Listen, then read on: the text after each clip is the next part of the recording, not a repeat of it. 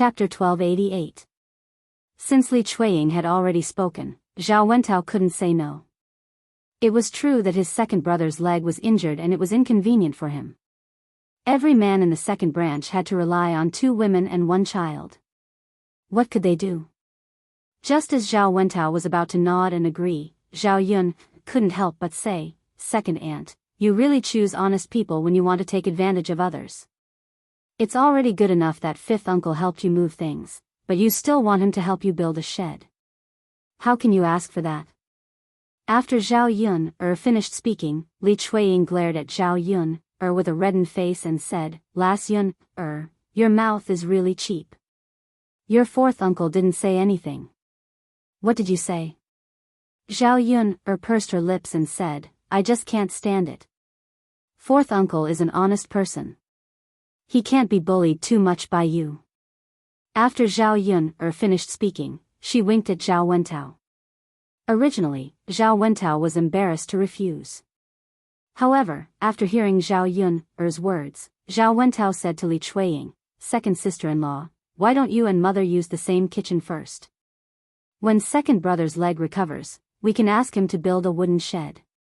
Li Chuiying was immediately unhappy. She frowned and said with difficulty, "This fourth brother, you know that your second brother can't do it. Why can't he do it? Your second brother is clumsy. How can he do it well? I don't think he can build a wooden shed. Second sister-in-law, it's okay if he can't build it. When the time comes, if second brother has any problems, just ask me. I will tell second brother. If he can't do it, I will help second brother and follow behind to help. He will definitely be able to do it." After hearing Zhao Wentao's words, Li Chuiying was too embarrassed to say anything more. She could only say, "Ah. Okay then, fourth brother. You said it. When we build a wooden shed, you have to help. Don't worry, second sister-in-law. I definitely will." "Okay." Li Chuiying agreed reluctantly. Before she left, she glared fiercely at Zhao Yun, as if she was blaming Zhao Yun, for meddling in other people's business. It was originally fine, but it was ruined by Zhao Yun, Zhao Yun curled her lips, and a smile appeared on the corner of her mouth. She was too lazy to pay attention to Li Chuiying. Ah. After Li turned to leave, Zhao Wentao's, Zhao Yun's, Zhao's, Zhao, Zhao Yun, saw Zhao Wentao sighing and asked, "Fourth uncle, why are you sighing?" Zhao Wentao twitched his mouth and smiled at Zhao Yun, "Actually, your second aunt is also a pitiful person." "She is she? Uncle's to S is Sion's, TSSSS, why, to her to TS, your second uncle." Zhao Wentao suddenly stopped talking. He felt that it wasn't appropriate to mention this in front of Zhao Yun, so he gave up and didn't say anything else. Zhao Yun was a little anxious. "What's wrong with fourth uncle?" "Nothing. Yun, you're still young. There are some things you don't understand. Your second uncle doesn't treat your second aunt very well. As for the rest of us, we should help your second aunt as much as we can to make up for it." After Zhao Wentao said this, he didn't seem to want to talk about it anymore and changed the topic. Zhao Yun found it even more strange. Zhao Wentao obviously had a hidden meaning in his words, but he didn't say it out loud. It really made her anxious. Chapter 1289. As the saying goes, paper can't wrap fire. Someone will find out the truth one day. When Zhao Wenshui secretly went to see Qian Chuanxiu, Zhao Wentao happened to see him. Zhao Wentao knew that it was a shameful thing, so he couldn't tell others. If he told others, it would not only embarrass old Zhao's family, but also embarrass Zhao Wenshui. People in the village might gossip and ruin the reputation of old Zhao's family. In addition, he was afraid that Li Chuiying would be so angry that he would fight with Zhao Wenshui. At that time, old Zhao's family might be in trouble. For the sake of the harmony of old Zhao's family, this matter had to be kept a secret. Li Chuiying couldn't know about it. However, because Zhao Wentao knew that Zhao Wenshui had an affair with another woman, He felt that Zhao Wenshui had wronged Li Chuiying and felt guilty towards Li Chuiying. Zhao Wenshui couldn't treat Li Chuiying well. As his younger brother, he naturally had to make up for it. Fourth uncle, now that we've separated from the family, what do you and sister-in-law plan to do? Zhao Yun asked. Speaking of this, Zhao Wentao and Qian Hongzhao really hadn't thought about it. Zhao Wentao still went to the mountains to mine from time to time. Although he couldn't make a lot of money, he could at least make his family hungry. In addition, after they separated from the family, they were given some fields. These fields could be used to grow food and they could also gain some harvest. As long as they were diligent, their lives might be better than when they didn't separate from the family. How can we plan to do anything? Just like everyone else, we'll live our lives as we should. Zhao Yun smiled and said, Fourth uncle, now that we have separated from the family, do you and fourth sister-in-law plan to let cousin Tianqi go to school? Like cousin Tianlong, he will be able to pass the imperial examinations and become outstanding? Zhao Tianqi, who Zhao Yun mentioned, was Zhao Wentao and Qian Hongzhao's son. He was 7 years old this year, 1 year younger than Zhao Tianfu. She was at the right age to go to school. In the past, even if Zhao Wentao and Qian Hongzhao wanted to study for Zhao Tianqi, they probably wouldn't be able to. After all, other than Zhao Tianqi, old Zhao's family had a lot of descendants. All of them were studying and there was no money to support them. If he read it to one of them, the other descendants would definitely read it as well. Otherwise, it would be unfair and make them feel uncomfortable. Hearing Zhao Yun's words, Zhao Wentao was slightly taken aback. In the past, he didn't dare to think about this. After all, he felt that it was impossible. Although in his heart, he felt that studying was good. Children would only have the opportunity to bring glory to their ancestors if they studied. However, the conditions were there. It was not as if they could study just because they wanted to. Fourth uncle, I think it's better for the child to study more. Why don't you discuss it with fourth aunt and see if Tianqi can study? Zhao Yun couldn't help but suggest. If it was the 21st century, most children would be able to read and write. If they studied, they might not become illiterate, but at least they would be more cultured. Zhao Yun couldn't stand the weirdos in the village. With quality education, it would be much better. What Zhao Yun said was not only about the matter of scholarly honors. Zhao Wentao thought for a moment. Hey, Yun, I also want to study for Tianqi, but it costs a lot to study for a year. Fourth uncle is not capable and may not be able to afford it. Chapter 1290. After hearing Zhao Yun's words, Zhao Wentao couldn't help but be curious. Yun, what kind of work will your family have to do in the future? Will it be for a while? Or can it continue for a long time? Zhao Wentao was mainly worried about this. He was now mining iron on the mountain and could earn dozens of copper coins a day. In a month, he could earn more than 1 tael of silver. Of course, this was taking into account. After all, he didn't have work to do every day. In addition, he didn't know how long he could mine. It might be half a year or a year. If he could earn money to support Zhao Tianqi's studies in this half a year or a year, where would he earn the money in the future? Therefore, he had to make money for a long time. It was not a matter of half a year or a year. It had to be stable for at least 5 to 6 years or 7 to 8 years. Zhao Yun smiled. Don't worry, fourth uncle. My family's work can be done for a long time. I guarantee that you can earn enough for cousin Tianqi's tuition in a year. With Zhao Yun's words, Zhao Wentao was indeed relieved. He might not believe what others said, but he believed what Zhao Yun said. After all, Zhao Yun had never talked nonsense. If she said 1, it was 1. If she said 2, it was 2. Yun, can you tell me what kind of work your family is going to do? It takes so much time. Zhao Yun explained.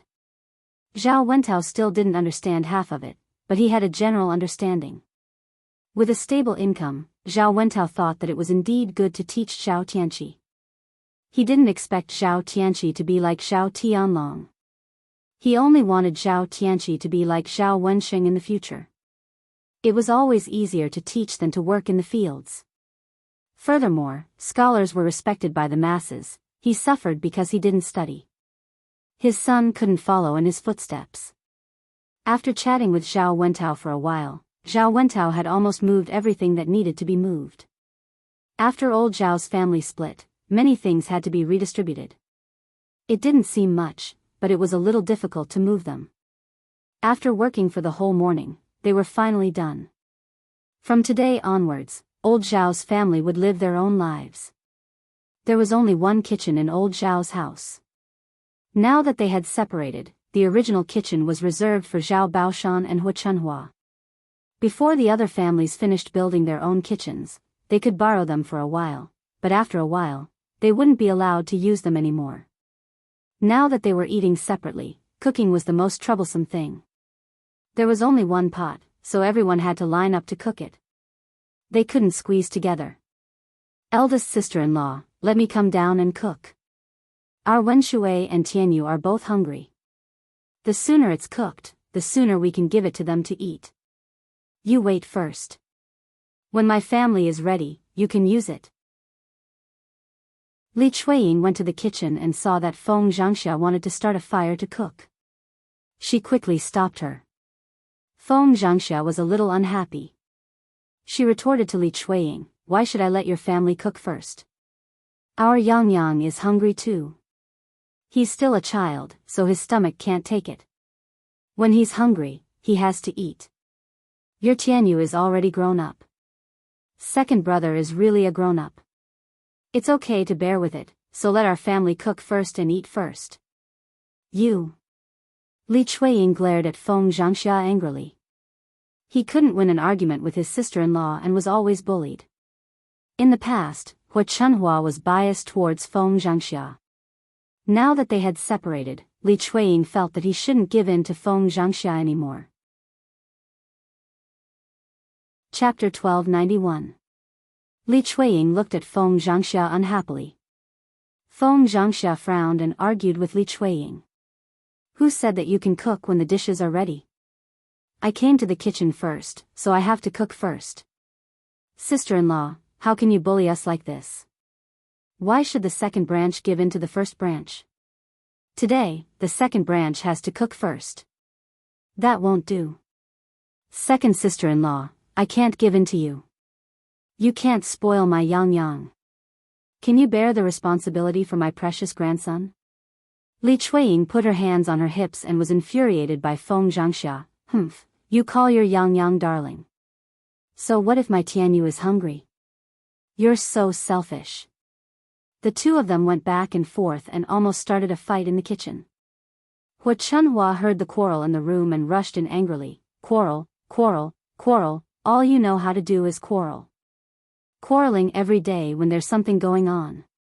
Hurry up and shut up, or else my wife will take a needle and sew up your mouths one by one. Hu Chunhua's fierce tone and eyes frightened Li Chuiying and Feng Zhangxia. Mother.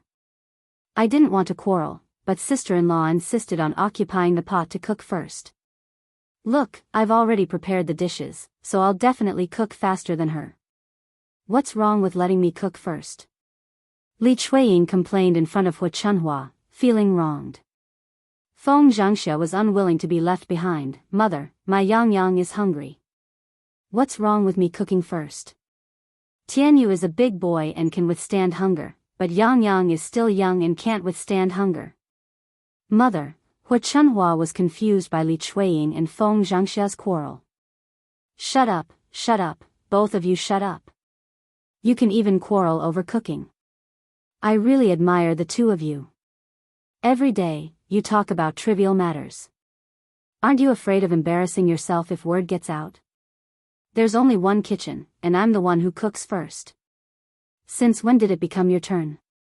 In a few days, all of you will have to make your own kitchen. Don't squeeze together. It's inconvenient. When I'm done today, the first branch will use it first, and the second branch will use it later. Tomorrow, it'll be your turn. You can have one day first. Since Hu Chunhua said so, Li Chuiying and Feng Zhangxia couldn't say anything more. Taking turns like this was considered very fair. If they said anything else, Hua Chunhua would probably scold them again. Mother. All right then. Then my sister-in-law will go first. My family will go first tomorrow. Li Chuiying replied. Hua Chunhua responded faintly. Then, she began to cook. Liang Jinxiao heard the noise in the kitchen of old Zhao's house. Old Zhao's family members were taking turns. The fourth branch was the last to eat today. If they wanted to eat, they didn't know how long they would have to wait. Thus, Liang Jinxiao discussed with Zhao Yun, Yun, let's cook 2 more dishes. Today, we can ask your fourth uncle and fourth aunt to come over to eat together so that they don't have to wait in line to cook. Tomorrow or the day after, they can build their own kitchen so that they don't have to squeeze into one kitchen to cook. Zhao Yun, naturally, had no objections. She nodded and said, Okay, mother. Let fourth uncle and the others come over to eat. Go and tell them so that they don't have to cook by themselves. Okay, mother will go now. Liang Jinxiao said and went to find Zhao Wentao and Qian Hongzhao. At first, Zhao Wentao and Qian Hongzhao were embarrassed, but they couldn't resist Liang Jinxiao's enthusiasm and had to agree.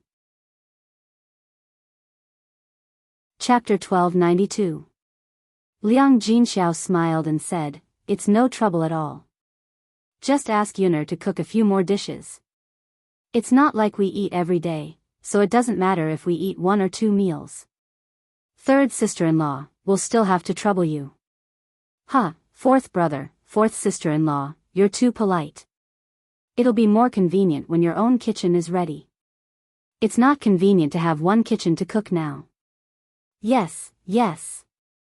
Third sister-in-law, you're right. We'll be busy building the wooden shed in the afternoon. Tomorrow, we'll go to the blacksmith to custom make a pot. The kitchen will be ready in less than 2 days. That's good. Liang Jinxiao laughed heartily. Li Chuiying felt a little uncomfortable when she saw that Liang Jinxiao invited the fourth branch to eat but not the second branch. Without feeling embarrassed, Li Chuiying went directly to Liang Jinxiao and said to Liang Jinxiao, Third sister-in-law, since it's not troublesome for your family, why don't you let the second branch eat with you? Anyway, it's just a matter of adding a few more pairs of chopsticks. You invited fourth brother and fourth sister-in-law, but you can't not invite me and your second brother, right? Liang Jinxiao's mouth twitched, and he didn't know how to refuse. When Zhao Yuner heard Li Chuiying's words, she came out of the kitchen and said with a fake smile, Second aunt, you really know how to compare yourself with others. When fourth uncle and fourth aunt help us with the chores, why don't I see you and second uncle coming over to help? You don't know how to do the chores, but you know how to come over to eat. How interesting. Li Chuiying immediately cowered when she saw Zhao Yuner. She argued back, Your family didn't ask my family to do the chores.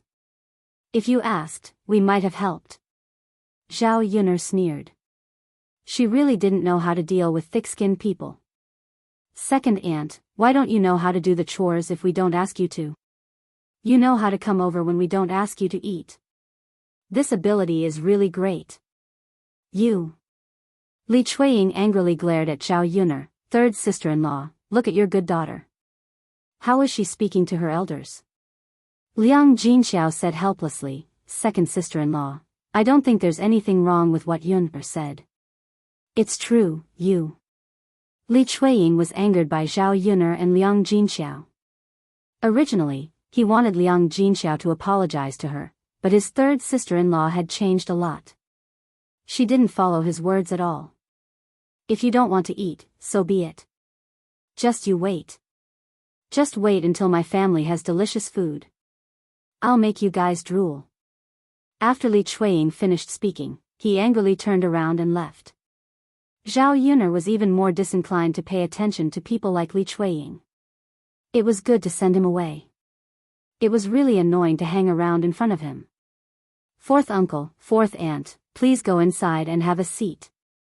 I'll cook 2 more dishes. It'll be ready in a while. Zhao Yuner said. Zhao Wentao and Qian Hongzhao both responded, "Okay, Yinner girl. Thank you for your hard work." With that, the two of them didn't stand on ceremony and went into the third branch's room. In old Zhao's kitchen, only Hu Chunhua and Zhao Baoshan were eating because they had separated from the main family. Hu Chunhua casually cooked 2 dishes. If she cooked too many dishes, she wouldn't be able to finish them all. Now that the whole family wasn't eating together, Hu Chunhua was very generous. She took out all the good things in the room and fried a plate of bacon and a plate of vegetables. Chapter 1293. Previously, he was reluctant to eat it because 20 caddies of bacon was not much. Good things should be eaten slowly. He could not finish it all at once.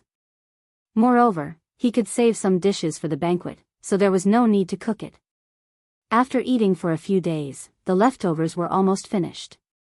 Hu Chunhua left some meat for lunch, and the rest of the vegetables were distributed to the other members of her family. Now, he was going to make some salted meat so that he could have a taste. Since they weren't a big family, they didn't need to fight for food. Especially without Zhao Wenshui, if they hadn't split up, Zhao Wenshui would have been able to eat half of it. Now that she made a plate of bacon, she and Zhao Baoshan could eat it slowly. A plate of bacon could last them for 3 days. Zhao Baoshan needed a side dish to go with drinking, and the bacon was just right. After Hu Chunhua heated up the leftover meat broth from the banquet, the entire kitchen was filled with a strong aroma.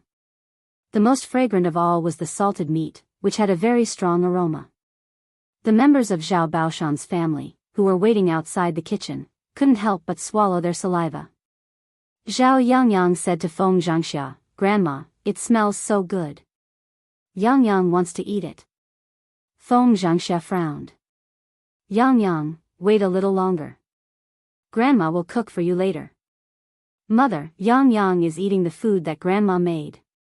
Shen Pan explained.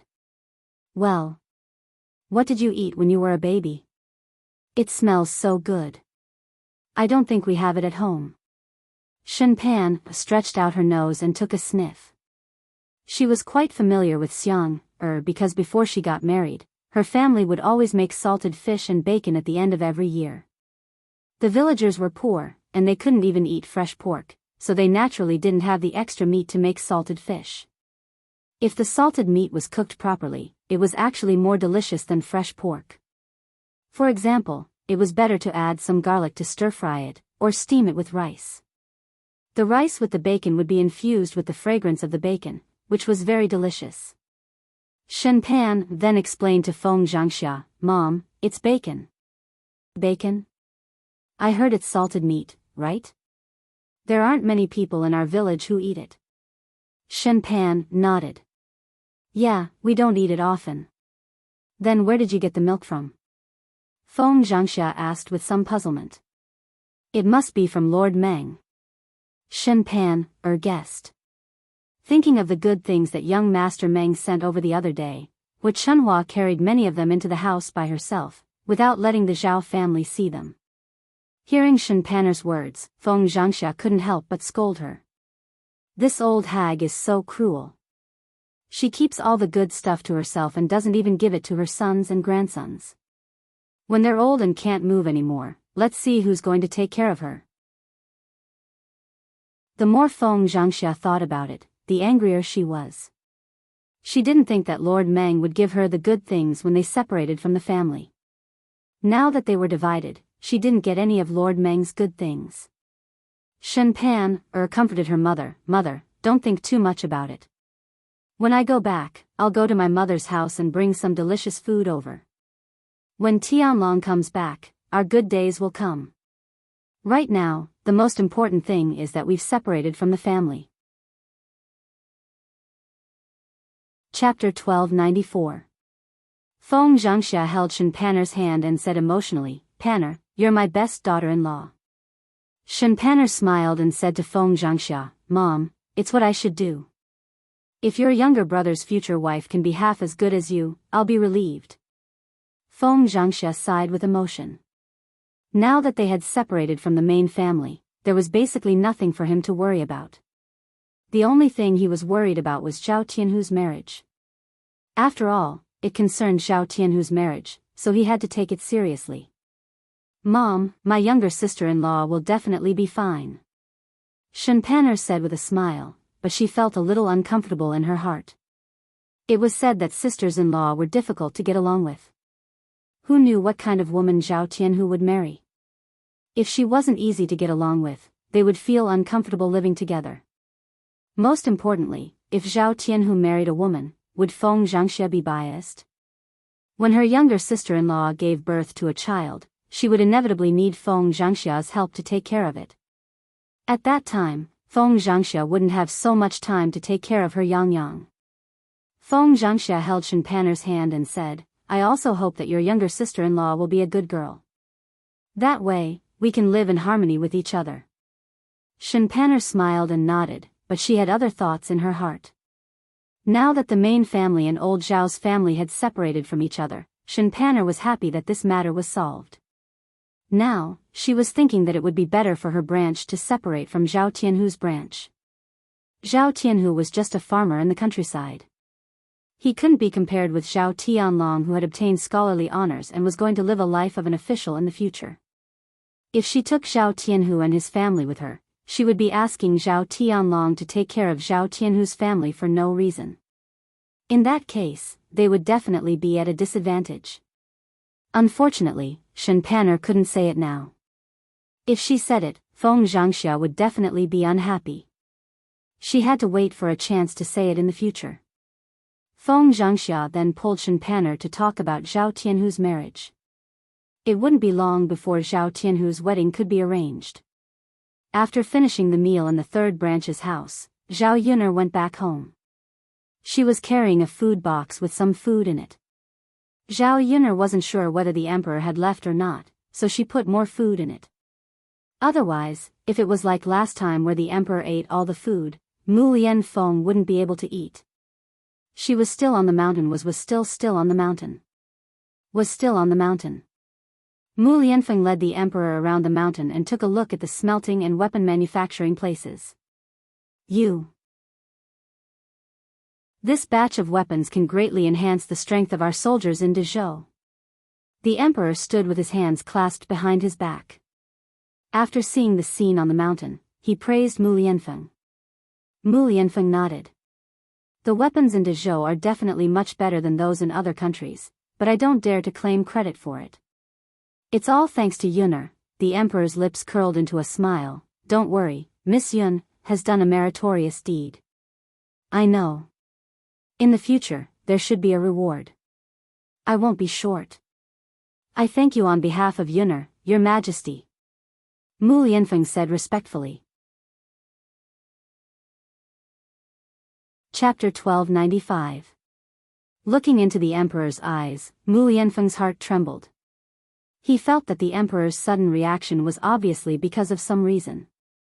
Could it be that the emperor had doubts about his loyalty? His heart couldn't help but tighten. Mu Lianfeng hurriedly said, Your Majesty, this subject is loyal and devoted to Your Majesty. This subject will follow Your Majesty forever in this life. The emperor glanced at Mu Lianfeng, and the smile on his lips deepened. Mu Aiqing, why are you so excited? Zhen was just saying it casually. Zhen knows your loyalty. Mu Lianfeng didn't know why, but because of the emperor's words, he became even more nervous. A layer of cold sweat involuntarily appeared on his forehead. Your Majesty, this subject will try my best. This subject will definitely not let Your Majesty down. Mu Lianfeng opened his mouth and said, showing his loyalty in front of the emperor. The emperor's meaningful smile deepened. He didn't continue to answer Mu Lianfeng's words, which made Mu Lianfeng even more nervous. Just then, he saw a woman's figure coming over. It was Zhao Yun. Zhao Yun greeted the two men. I brought you food. Come and eat quickly. Mu Lianfeng was thinking, but the emperor took a step forward and walked towards Zhao Yun. After a while, Mu Lianfeng came back to his senses and followed the emperor's footsteps. It's really a blessing to be able to eat the food made by Miss Yun again today. The emperor glanced at the food with a smile in his eyes. Zhao Yun didn't know the emperor's identity. After knowing the emperor's identity, she was more or less afraid of this man. She was afraid that if she made him unhappy, she would suffer a calamity. It's nothing. It's just a few more dishes. If you want to eat, you can stay here for a few more days. Zhao Yun said politely, but didn't expect the emperor to directly agree. Mu Lianfeng was speechless as he looked at the man in bright yellow clothes. He still wanted to stay for a few more days? How could that be? Facing him every day, Mu Lianfeng felt that he was already depressed enough. If he stayed with him for a few days, how could he bear it? Most importantly, the emperor had to go back and deal with imperial consort Hua's imperial decree. However, no matter how rich Mu Lianfeng's thoughts were, he didn't dare to reveal any of them in front of the emperor. He was afraid that he would say something wrong and anger the emperor. While Mu Lianfeng was deep in thought, Zhao Yun had already placed the dishes on the small table. Seeing Mu Lianfeng in a daze, Zhao Yun greeted Mu Lianfeng again. Seeing Mu Lianfeng's restless look, Zhao Yun guessed the reason. She couldn't help but look at the emperor. Did he say something to Mu Lianfeng? Zhao Yun didn't ask too much. After serving Mu Lianfeng and the emperor for lunch, Zhao Yun went back. When she went down the mountain, she planned to go to Mu Lan's house and ask her to go up the mountain with her to pick tea. Just as she arrived at Mu Lan's courtyard, she heard the family Zhu quarreling. It was Madame Qi and Mrs. Zhu. Zhao Yun vaguely heard Mrs. Zhu scolding Madame Qi, "You damned woman, look at what you've done. You bought a broken mountain. What's the use of it? You squandered all the money at home. Now you can't even pay for your third brother's treatment. See how I deal with you." Chapter 1296. Mrs. Zhu was furious. She pointed at Madame Qi's nose and continued to scold her, "B*tch, you only know how to talk big. It's because you're the head of the household that we can't keep our money and you squandered it away." Madame Qi was not convinced by Mrs. Zhu's scolding. "Mother, what's wrong with spending money? Dania hasn't said anything yet. What right do you have to scold me? If the money was in your hands, you would probably spend it all on third brother. Why would you even think about us?" Mrs. Zhu glared fiercely at Madame Qi. "You little B*tch, you know how to talk back. When Dania comes back, I'll have a good talk with him and see if he can't deal with you." After Mrs. Zhu said that, Madame Qi felt a little scared. She only said it in front of Mrs. Zhu. If Zhu Dania came back and asked about the barren mountain, she wouldn't know what to say. She didn't want it to be like this. Who knew that the B*tch Zhao Yun wouldn't buy it? Now she couldn't transfer it out. She thought about how she went over to the barren mountain yesterday. She went to look for Lord Li Zheng. When Madame Qi arrived at Li Zheng's house, Li Zheng happened to be home, so Madame Qi walked in. When Li Zheng saw Madame Qi, he wasn't very happy. This was because Madame Qi was a troublemaker in the village. She must be here for some trivial matter. However, even if he didn't welcome her, he couldn't stop her from coming.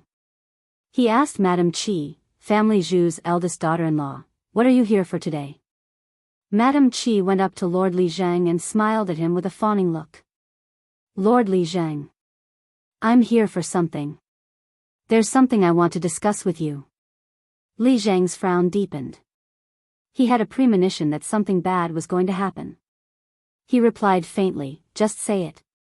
I'll agree if I can. If I can't do it, I can't agree. Whether you agree or not depends on what it is." Madame Qi smiled embarrassedly and replied to Lord Li Zheng, "Lord Li Zheng, you're right. I'm here to discuss with you about the barren mountain. Can our village still take it back? I'll return it to the village. Can you return the 5 taels of silver I gave you earlier?" Hearing Madame Qi's words, Lord Li Zheng's face darkened. Originally, Zhao Yun'er still wanted to buy it. However, after being tormented by Madame Qi, Zhao Yun'er did not buy it. Because of this, Lord Li Zheng felt somewhat guilty towards Zhao Yun'er. Now, Madame Qi wanted to return the barren mountain to the village. If that was the case, then what was the point of buying it in the first place? Seeing Li Jingdaren's sullen face and not speaking, Madame Qi nervously glanced at Li Jingdaren. Lord Li Zheng. My family really can't use this barren mountain. When I bought it, I didn't discuss it with my husband. Now, my husband scolded me to death. He said that if I can't get back the 5 taels of silver, he will beat me to death.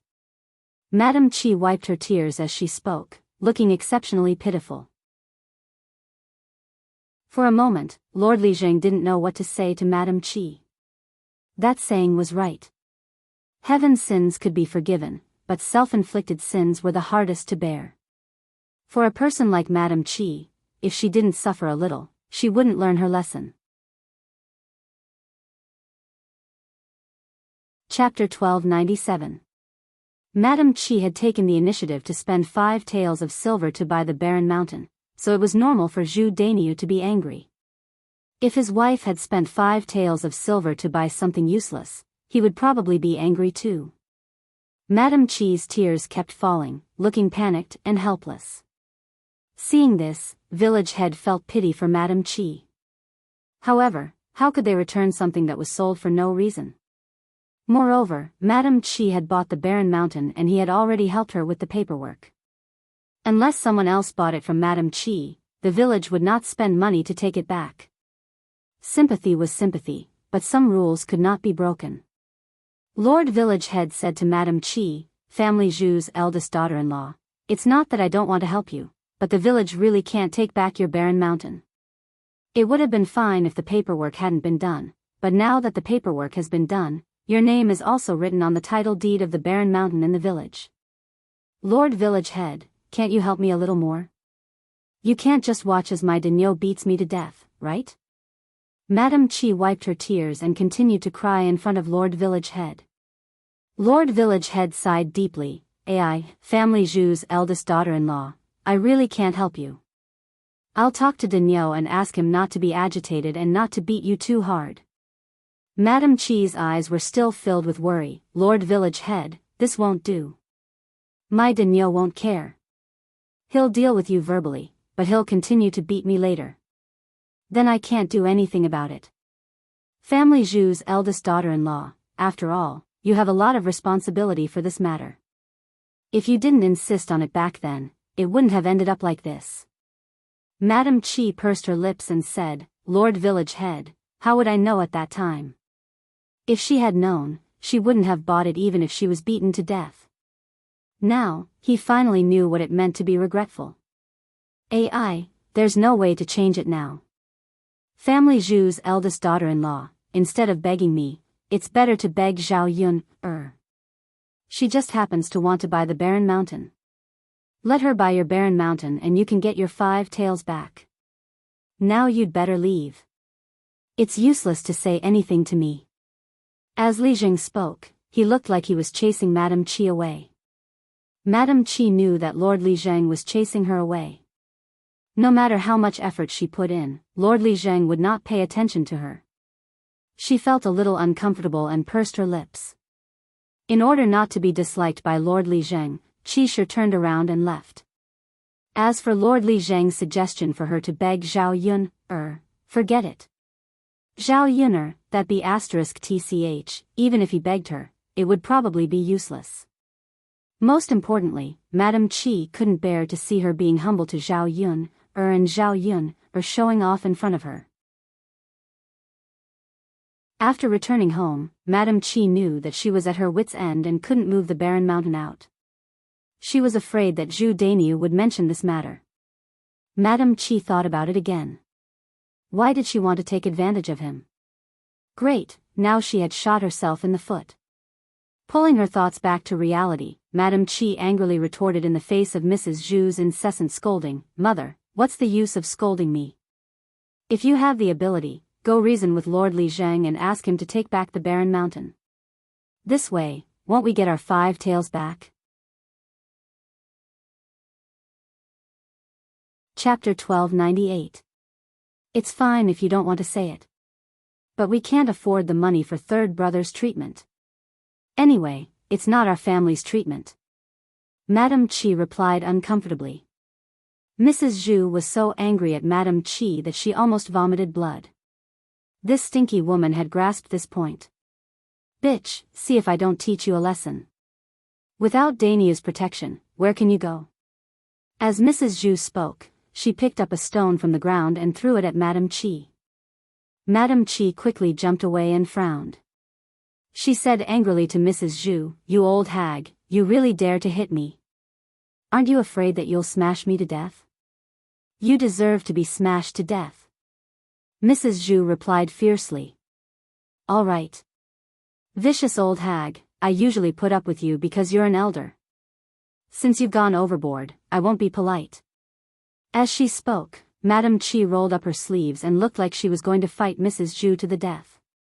In the courtyard, Mulan saw that her mother-in-law and sister-in-law were about to fight, so she quickly stepped forward and separated the two of them. "Mother, sister-in-law, don't fight. We're family. It's not good for anyone if you get hurt. If outsiders see this, they'll laugh at our family Zhu." Mrs. Zhu also glared at Mulan and said to Mulan with a look of disdain, "That's enough, second daughter-in-law, don't be hypocritical. I don't usually see you being so filial." "Mother." Mulan looked at Mrs. Zhu speechlessly. Why did she have to be scolded for no reason? Was it wrong for him to come and stop the fight? "Second sister-in-law, get out of the way. This old hag must be taught a lesson. Now that she's relying on Dania's protection, who does she think she is?" Madame Qi pushed Mulan and despised Mulan for being a hindrance. Mulan looked at Madame Qi helplessly and then looked at Mrs. Zhu, not knowing what to say. After thinking about it, she decided not to meddle in other people's business. She cared about them in her heart, but she didn't end up well in front of them. Since that was the case, what was the point of her doing this? It was better to not meddle in order to avoid offending them. Mulan then stepped back and let Mrs. Zhu and Madame Qi fight. The two of them fought intensely. Mulan stood at the side and frowned. Seeing the scratches on old Madame Zhu and Qi Shi's faces, she sighed helplessly. She could only let them go. If she went to stop them now, her face would be scratched too. For her own safety, she couldn't eat it. It was a pity that Zhu Dainyu and Zhu Eru were not at home. Otherwise, it would be much better for the two men to go forward and stop them. This matter was caused by Zhu Sanlu, so Mulan said to Zhu Sanlu, "Third brother, mother and sister-in-law are fighting fiercely. Go and talk to them. Tell them to stop fighting. If the neighbors come over, they'll laugh at our family again." Zhu Sanlu looked at Mulan reluctantly and said to Mulan, "Sister-in-law, I don't want to. Didn't you see that old sister-in-law and mother are fighting fiercely? If I go over now, wouldn't it be worse? What if my handsome face is scratched? Can you afford to pay for it?" Mulan's mouth twitched a few times, and she looked at Zhu Sanlu speechlessly. A man saying such words was really too shameless. She didn't know how he had the nerve to say it. Chapter 1299. However, Zhu Sanlu didn't go over, and Mulan couldn't urge him, so she could only let Zhu Sanlu do as he wished. Glancing at Zhu Sanlu, Mulan sighed in her heart. She felt that her third younger brother was really too heartless. Mrs. Zhu fought with Madame Qi because of him. Now that she was beaten until her face was covered in bruises, Zhu Sanlu didn't feel any heartache. She had never seen a son who treated his own mother this way. Mrs. Zhu had doted on Zhu Sanlu for so many years for nothing. She had raised an ingrate who had no conscience. However, Mrs. Zhu couldn't see through him. She still doted on Zhu Sanlu like a treasure. By the time Zhao Yun walked into the family Zhu's courtyard, Mrs. Zhu and Madame Qi were already fighting fiercely. Zhao Yun couldn't help but want to laugh when she saw the two of them. It was a happy sight to see a B*TCH fighting another B*TCH. Zhao Yun looked at it with interest, as if she was watching a show. Seeing that Zhao Yun had come over, Mulan went forward to greet Zhao Yun. Yun, you're here? Zhao Yun nodded and responded, yeah. I was going to ask you to go up the mountain to pick tea leaves, but I didn't expect to see this scene. Mulan smiled helplessly. Yun, we've embarrassed ourselves in front of you. Huh, this has nothing to do with you. The two of them are fighting. You can just watch the show. Actually, you don't have to get involved with people like them. Otherwise, you'll get hurt. Mulan responded, yeah, Yun, I know. Zhao Yun, smiled and said, yeah, it's good that you know. I'm just afraid that you're too stupid. You can't be too kind-hearted. Yun, I'll remember what you said. Zhao Yun, recalled that Mrs. Zhu had said that she wanted to treat Zhu Sanlu's illness. She asked Mulan curiously, sister-in-law Mulan, what illness did your third brother get? At the mention of this, Mulan's ears turned red. She pursed her lips and said, what illness? My mother didn't ask for money to treat my third brother's illness. She asked for money so that my third brother's lifeblood could survive. When Zhao Yun heard Mulan's words, she couldn't help but choke. Your third brother's family jewels. They've been trampled on so. How can it be cured? Mulan shook her head. I don't know. I'm not sure. However, I have to say that in a village 20 miles away, there is a godly doctor who specializes in treating strange diseases. My mother asked around for a long time before she found out that this miracle doctor had cured someone's family jewels before. So, my mother wanted to take my third brother to have a try. If he succeeds, my third brother's family jewels will be preserved. In the future, he'll be able to marry a wife like a normal person. This way, our family Zhu won't have a descendant. After Zhao Yun heard this, she couldn't help but sigh in her heart.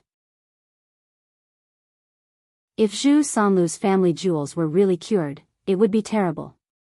Zhu Sanlu might harm people again like before. Therefore, it was much safer for Zhu Sanlu to lose his family jewels. If Zhu Sanlu's family jewels were really cured, who knew if he would harm people again? In order to prevent accidents from happening, it was better for Zhu Sanlu to be treated. Fortunately, the family Zhu had no money now. Without money, there would be no money for treatment. Zhu Sanlu's family jewels would not be cured. Zhao Yun felt a wave of sadness in her heart. Chapter 1300. With Zhao Yun's reminder, Mulan remembered that her third brother was a dangerous person and could not be cured easily. I know. Given the current situation, my third brother won't have the money to treat his illness. As Mulan said this, she heaved a sigh of relief in her heart. In the courtyard, Mrs. Zhu and Madame Qi were still fighting fiercely. They only stopped when Zhu Dainiu came back. Zhu Dainiu said unhappily to Mrs. Zhu and Madame Qi, what are you fighting about? What are you fighting about? Fighting and quarreling every day, isn't it annoying? Zhu Dainiu was in a bad mood and his face was gloomy. Originally, he was working well in the field. Suddenly, someone ran to him and told him that his mother and wife were fighting.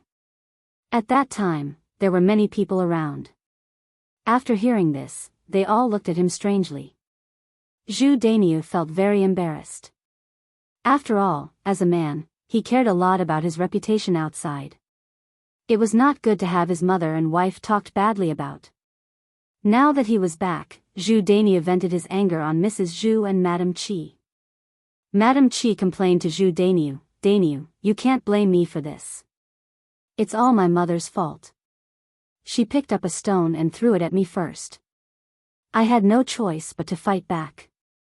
Mrs. Zhu glared at Madame Qi and said, bitch, no one is better at lying than you. It's all because you wasted 5 taels of silver and caused your third brother to be unable to treat his illness. Dainiu, this prodigal mother can't manage the family well. In the future, it's better to put the family's money in my hands. Otherwise, our family will have nothing to eat. Sooner or later, this bitch will squander it all.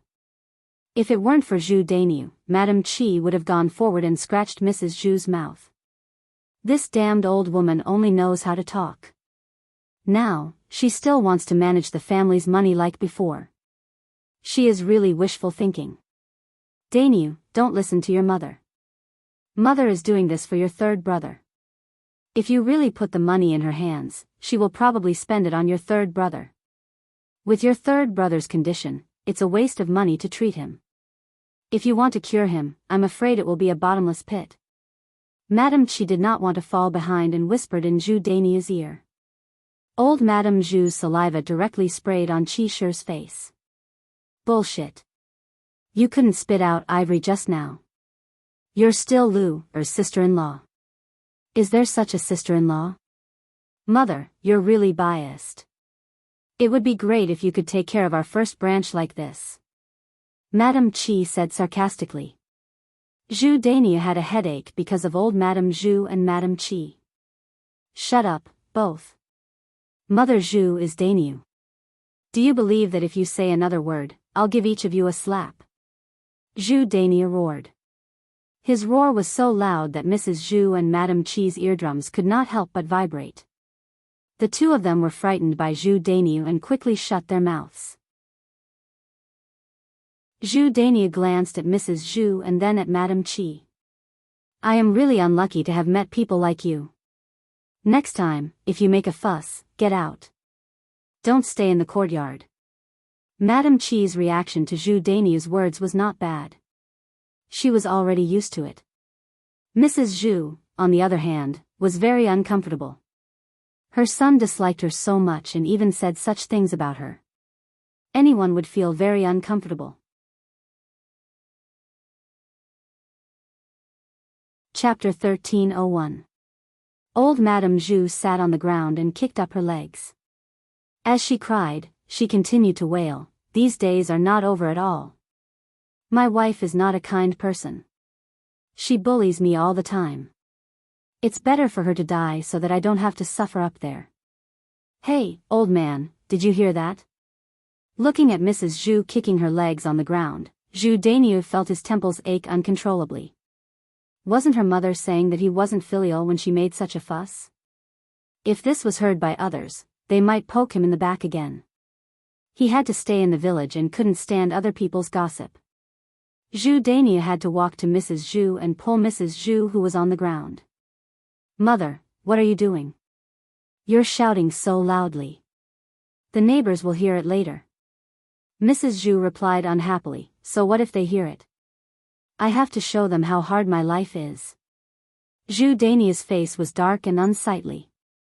Mother, even if you don't think it's shameful, I still want to save my face. I just scolded you. Didn't you and Xiao's mother argue? If you two didn't argue in front of me, I wouldn't have scolded you. It's tiring enough to work every day. When I come home, I have to see you arguing. If you have so much energy, why don't you go to the field and help me? After Zhu Dainyu finished, Mrs. Zhu closed her mouth. She had made a fuss before. Now that she saw Zhu Dainyu's face changed and he seemed to be angry, she didn't dare to make a fuss again. If she really annoyed Zhu Dainyu, she would end up in a miserable state. Mrs. Zhu said with embarrassment, "Oh, Dainyu. I don't want to do this, but your third younger brother's family jewels have to be cured.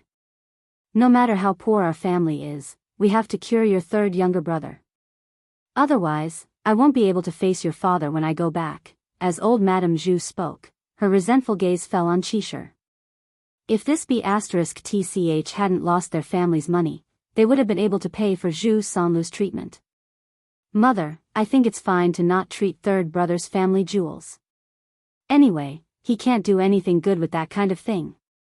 Zhu Dainyu didn't have any taboos in front of old Madame Zhu and directly said to her. Even if his family was rich, he wouldn't let Mrs. Zhu use the money to treat Zhu Sanlu's family jewels. Madame Chi hurriedly chimed in, "That's right, mother. Don't you know what kind of person third brother is? It's a good thing that we don't have it, but if we do, we'll be in danger." Mrs. Zhu was furious. "I've never seen such a heartless brother and sister-in-law. Do you want our third branch to die?" Mrs. Zhu scolded. She breathed heavily and threatened Zhu Dainyu and Mrs. Chi, "If you don't agree to cure your third younger brother today, I'll kill myself in front of you." After I die, I'll curse you. Mrs. Zhu's words were very serious. Zhu Dainiu and Mrs. Qi were scared. People in the village were superstitious. They believed in things like curses very much. Chapter 1302. Zhao Yun, who was watching the drama, had the same thought as Mrs. Qi. Mrs. Zhu wasn't very old. If she lived well, she could live for at least 20 years. Who wasn't afraid of death? Especially old Madame Zhu, she was probably even more afraid of death. If she really hit the wall, Mrs. Zhu would be terrified. Mulan watched from the side, but she was very worried. She was afraid that old Madame Zhu would really take things too hard and hit the wall.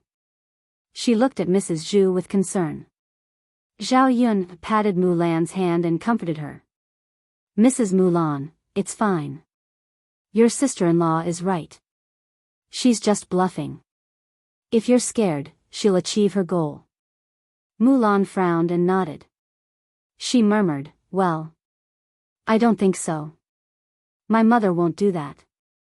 Zhu Dainiu glanced at Mrs. Zhu. He was a little worried at first, but after hearing Mrs. Qi's words, he thought it was reasonable. Zhu Dainiu cared about money. He didn't know how much it would cost to cure his third younger brother. If he was soft-hearted and agreed, he would regret it in the future. Mrs. Zhu glared at Mrs. Qi. The more she thought about it, the more aggrieved she felt. They were sure that she wouldn't hit the wall, so they said those words. Thinking that Zhu Sanlu didn't have money to treat his illness, his penis couldn't recover, Mrs. Zhu felt desperate. Old Madame Zhu took a deep breath and mustered up her courage. She suddenly slammed her head against the wall. When she hit the wall, Mrs. Zhu deliberately controlled her strength. She only hit her head, but she wouldn't really kill herself. Ah! There was a sudden scream in the yard. Zhu Dainiu and Mulan both ran to Mrs. Zhu at once. Zhu Dainiu shouted, Mom, are you all right? Don't scare me. Mulan also shouted, Mother, why did you hit your head against the wall? Seeing this, Zhu Sanlu finally frowned and walked in the direction of old Madame Zhu. He knew better than anyone else that in the whole family Zhu, only his mother loved him the most. Without his mother, he couldn't live a good life. Therefore, his mother couldn't be eaten. Even if she died, he had to be able to raise himself and take care of himself first. Only Madame Qi stood there in a daze. She didn't expect that old Madame Zhu would really hit the wall. At this moment, she only muttered in her heart, it's over, it's over. Zhu Dainiu will definitely scold her to death. What should she do?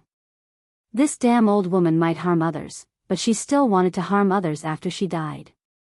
Mrs. Qi silently prayed that she wouldn't be implicated. She didn't care about Mrs. Zhu's life at all. Old Madame Zhu's forehead was swollen and a lot of blood came out. It looked a little scary. Hearing Zhu Dainiu's voice, Mrs. Zhu pretended to cry. You're such a heartless son. Why did you stop me? Do you still have me in your heart? I'd rather die. After all, she was his mother who raised him. Zhu Dainiu wasn't as heartless as Zhu Sanlu. Seeing Mrs. Zhu like this, he frowned and looked at Mrs. Zhu with worry. Mom, don't be angry. Can't we talk it out? Do I have to find a living one? Mrs. Zhu snorted. Talk it out?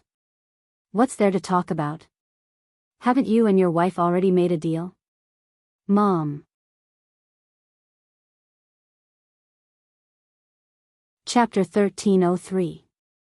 Mrs. Zhu didn't believe that Zhu Dainiu wouldn't be scared if she made a scene a few more times.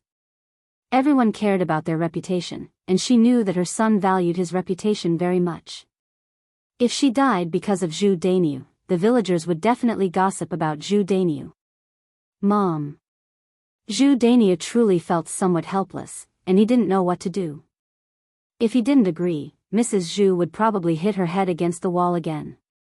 Zhu Dainiu couldn't be too harsh, so he could only angrily say to old Madame Zhu, Mother, it's not that we don't want to treat third brother's illness. It's just that my wife has squandered all the money in the family. Mom, I'll teach her a lesson, but I don't have the money right now. Then I don't want to live anymore. If I can't cure Zhuang, there's no point for me to live anymore.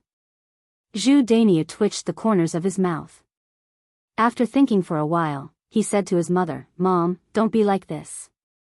We need money to cure our third brother's illness. We can't steal money now.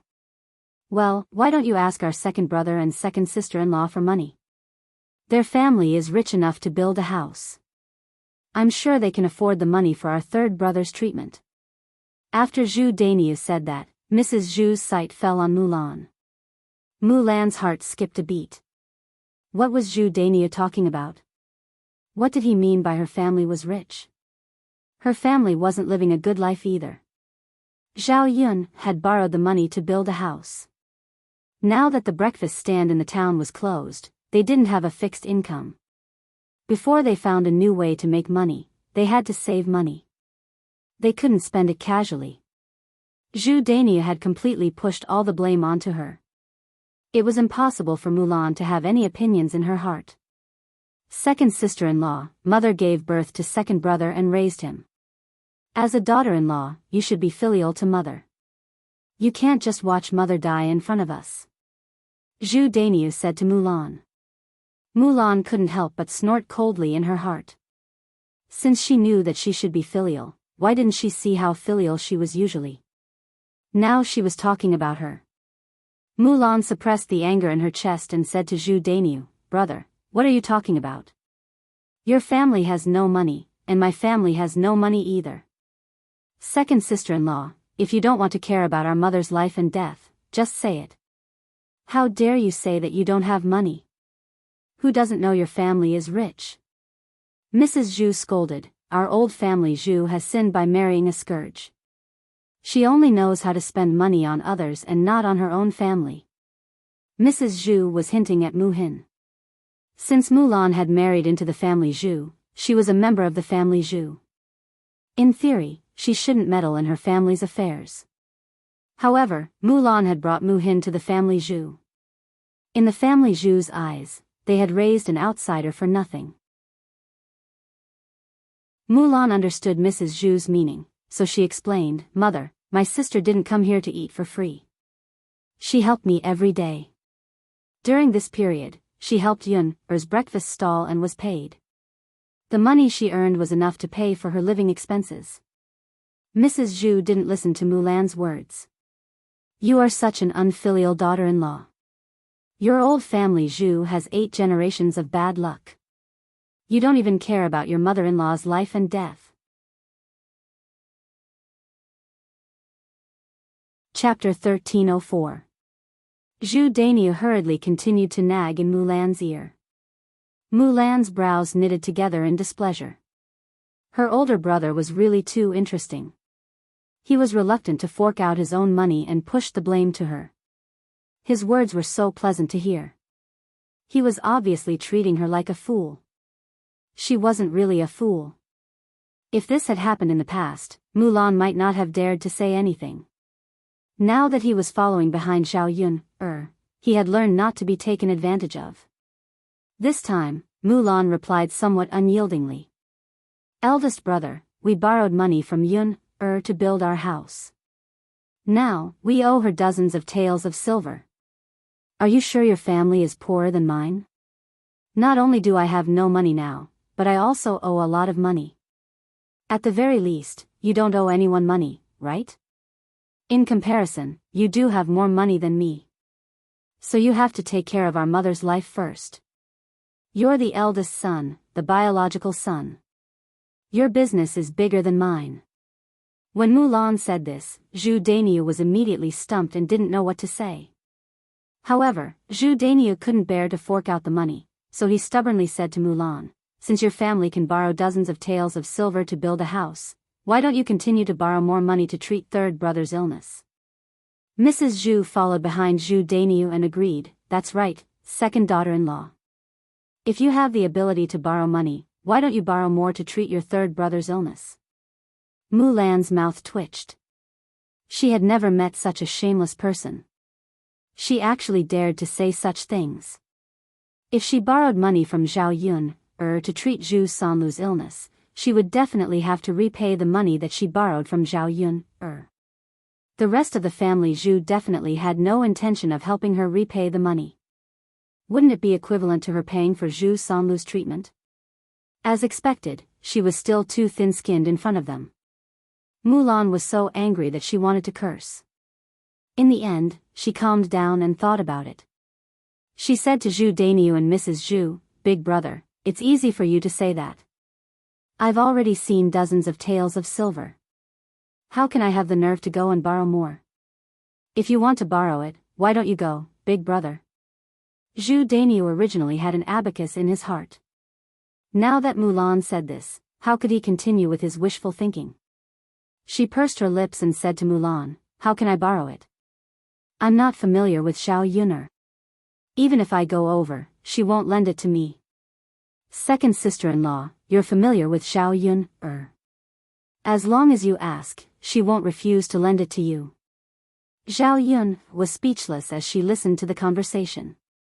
The Zhu family's top-notch goods were usually harder to find. It was obvious that they were ganging up to bully Mulan's family. As the saying went, kind people were bullied and kind horses were ridden.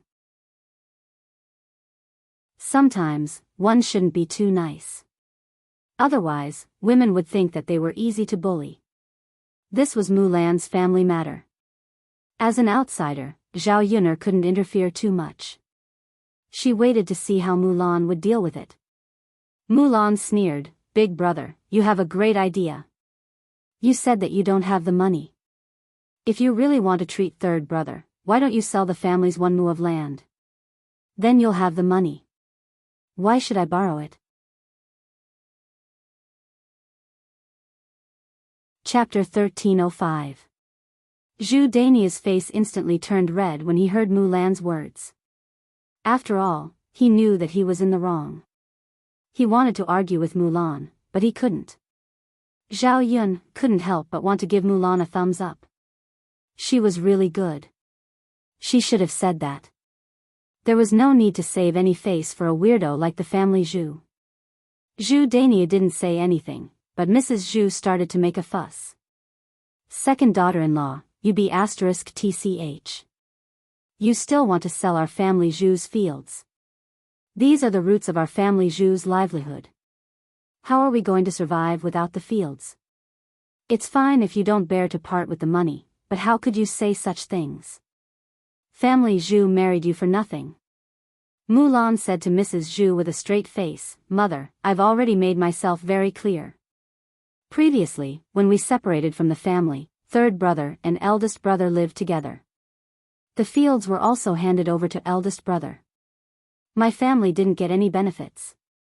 So, no matter what happened to third brother, he should look for eldest brother instead of us. If you really want me to be responsible for the money, why don't you transfer all of third brother's fields to me? My family will pay for third brother's treatment." After Mulan finished speaking, Mrs. Zhu's face darkened. How could he bear to hand over Zhu Sanmu's fields to Mulan? A mu of land was expensive. If Zhu Sanlu sold all of his fields, he would probably be able to get more than 10 taels of silver. And Zhu Sanlu's treatment didn't need more than 10 taels of silver. At most, he would only need a few taels of silver. She went to the godly doctor's village to inquire about the price. Because the godly doctor was from the countryside and wasn't a famous doctor in Yang City, the house visit fee wasn't expensive. The villagers basically didn't have much money. The godly doctor knew that, so he never asked for a high price. You black-hearted wife. My heir didn't say anything, but you said it. I'll ask heir to pay for it later. Mrs. Zhu replied unwillingly. Mulan snorted coldly, "Mother, it doesn't matter who you tell. Anyway, my family has no money. Heir can't take it out either." When Mrs. Zhu heard this, her heart sank. She slapped her thigh and cried, "I don't want to live anymore. I don't want to live anymore. I'll just kill myself." They were all heartless people. "Old man, if you leave, my life will be miserable. The whole family only knows how to bully me. With that, Mrs. Zhu wanted to bang her head against the wall again. Originally, Mulan still cared about Mrs. Zhu. But now, she didn't want to talk to Mrs. Zhu at all. Because as long as they paid attention to Mrs. Zhu, the second branch would be at a disadvantage. Anyway, Zhu Dainiu was there. If even her son didn't care about her, how could outsiders cast their eyes on her, their daughter-in-law, to blame? Sometimes, one had to be ruthless, especially in a situation like this where it was obvious that they would be at a disadvantage if they were soft-hearted. Second sister-in-law, are you really going to watch our mother die without doing anything? Zhu Dainiu gulped as Mulan asked. Mulan replied, Big brother, are you going to watch our mother die without doing anything? Why don't you sell a mu of land and raise enough money to treat third brother's illness? That way, we won't have to seek death. Zhu Dainiu choked and didn't know how to reply. When did his second sister-in-law become so eloquent? She wasn't like this in the past. Chapter 1306. Zhu Sanlu walked over to Mrs. Zhu impatiently and said to Mrs. Zhu, Mother, why are you crying? Don't make a fuss. If it doesn't work, just sell me 1 mu of land to save me the trouble. Mrs. Zhu stopped crying and blinked at Zhu Sanlu. That's the capital for your future wife.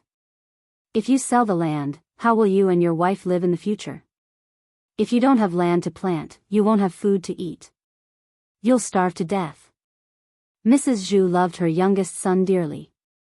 She was afraid that Zhu Sanlu wouldn't have a good life in the future, so she started to scheme for Zhu Sanlu. Zhu Sanlu replied indifferently, Mother, that's a matter for the future. We'll talk about it later. The most important thing now is to cure my manhood. Otherwise, without it, how can I get a wife? I'm afraid I'll be single for the rest of my life. Mrs. Zhu thought about Zhu Sanlu's words. That was indeed the case. If Zhu Sanlu's manhood couldn't be cured, he would be equivalent to a cripple in the future. Even if he got a wife, he wouldn't be able to carry on the family line. Wouldn't that be tantamount to being boring? The most important thing now was to cure Zhu Sanlu. All right then. Later, I'll ask your eldest brother to help you find the person who bought the land and sell 1 mu of land to treat your illness. Mrs. Zhu responded. Seeing that Mrs. Zhu had thought it through and stopped tormenting him, Zhu Dainiu finally breathed a sigh of relief in his heart. He followed Mrs. Zhu and said, Mother, I'll help you ask later. Mrs. Zhu snorted and glanced at Zhu Dainiu unhappily. In the end, it's because of your good wife. If she hadn't lost the 5 taels of silver, would our family be able to buy Lu Er's land now? Zhu Dainiu's expression was also ugly. Thinking of this, Zhu Dainiu became angry. His unhappy gaze fell on Mrs. Qi. Mrs. Qi felt very uncomfortable when Zhu Dainiu looked at her like this. She replied weakly, I didn't think of it, it's been a few days and this barren mountain hasn't been sold yet. I think you want to keep this thing to eat. Zhu Dainiu scolded Mrs. Qi angrily. Dainiu. I'm also anxious, but I can't find anyone to buy it. Didn't you say that Zhao Yun wants it? Hurry and ask her if she still wants it, we have to sell it. Otherwise, we won't get a farts. After Zhu Dainiu finished speaking, he didn't forget to add, if you can't get me some money, I'll really rent you out. Let's see if you's life. Madame Qi responded weakly and looked at Zhao Yun. She really had no choice but to beg Zhao Yun. Because she really didn't want to be rented out to give birth to another man's child and become his wife. Generally, men who gave birth to women couldn't marry a wife. They were either too ugly or too poor. They could only rent a woman back to give birth to a child to carry on the family line. If she really went over, then her life would be miserable. Thinking about her future life, she had to beg Zhao Yun, no matter what. Even if her heart was full of unwillingness. At this time, Zhao Yun was still in the family Zhu's courtyard, talking to Mulan. It was nothing more than praise for Mulan. Chapter 1307. Before she could say a few words to Mulan, she saw Madame Qi walking towards her. Zhao Yun raised her head, the corners of her mouth evoked a cold smile. Madame Qi stopped in front of Zhao Yun and smiled at Zhao Yun. Madame Qi's sudden show of goodwill, Zhao Yun knew that it must be because of something. She sneered and asked, "Sister-in-law, do you have something to say?" Madame Qi asked in a fawning manner, "Yun, do you still want to buy that barren mountain?" Zhao Yun knew what Madame Qi meant. She shook her head and replied, "Didn't I say already? I don't need it anymore." Madame Qi suddenly became anxious. "Yun, didn't you want it before? Why do you suddenly not want it now? Do you think that the price I quoted is too high? How about this, we can discuss the price, as long as you're willing to buy it." Madame Qi wouldn't have said this before. Now that she was forced into a corner, she could only say this to Zhao Yun. Because if she didn't sell the barren mountain, she would suffer in the future. Price? Then tell me yourself, how much are you going to give up? Zhao Yun hooked up the corner of her mouth and asked. This. Madame Qi's eyes turned. She had to think of a compromise price. She wouldn't suffer too much loss, and her daughter was willing to buy it. "Yun, how about this? I'll transfer 4 taels of silver to you.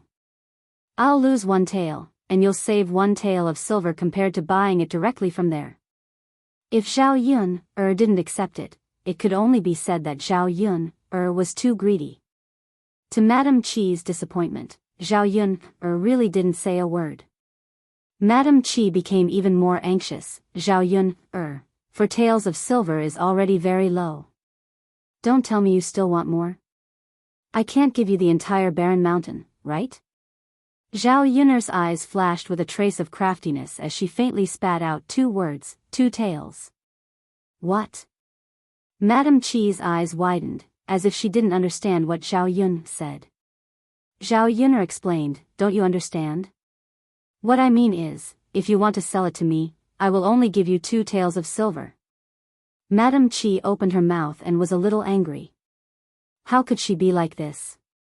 Wasn't this clearly bullying and taking advantage of her? Zhao Yun chopped off more than half of the 5 taels of silver worth of goods. How big of a loss did their family have to suffer? "Zhao Yun, isn't 2 taels of silver too little? I spent 5 taels of silver to buy it.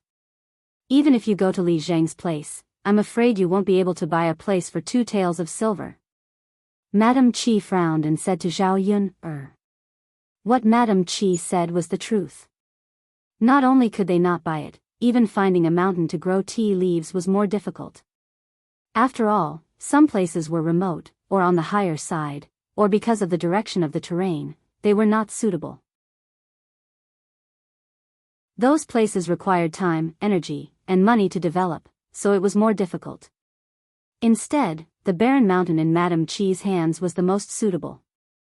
If it wasn't because of this, Zhao Yun wouldn't have spent this time to deal with Madame Qi.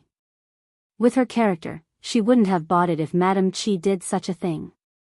"If you're not selling it for 2 taels, then forget it. We have nothing to discuss." Zhao Yun directly opened her mouth and said to Qi Shi.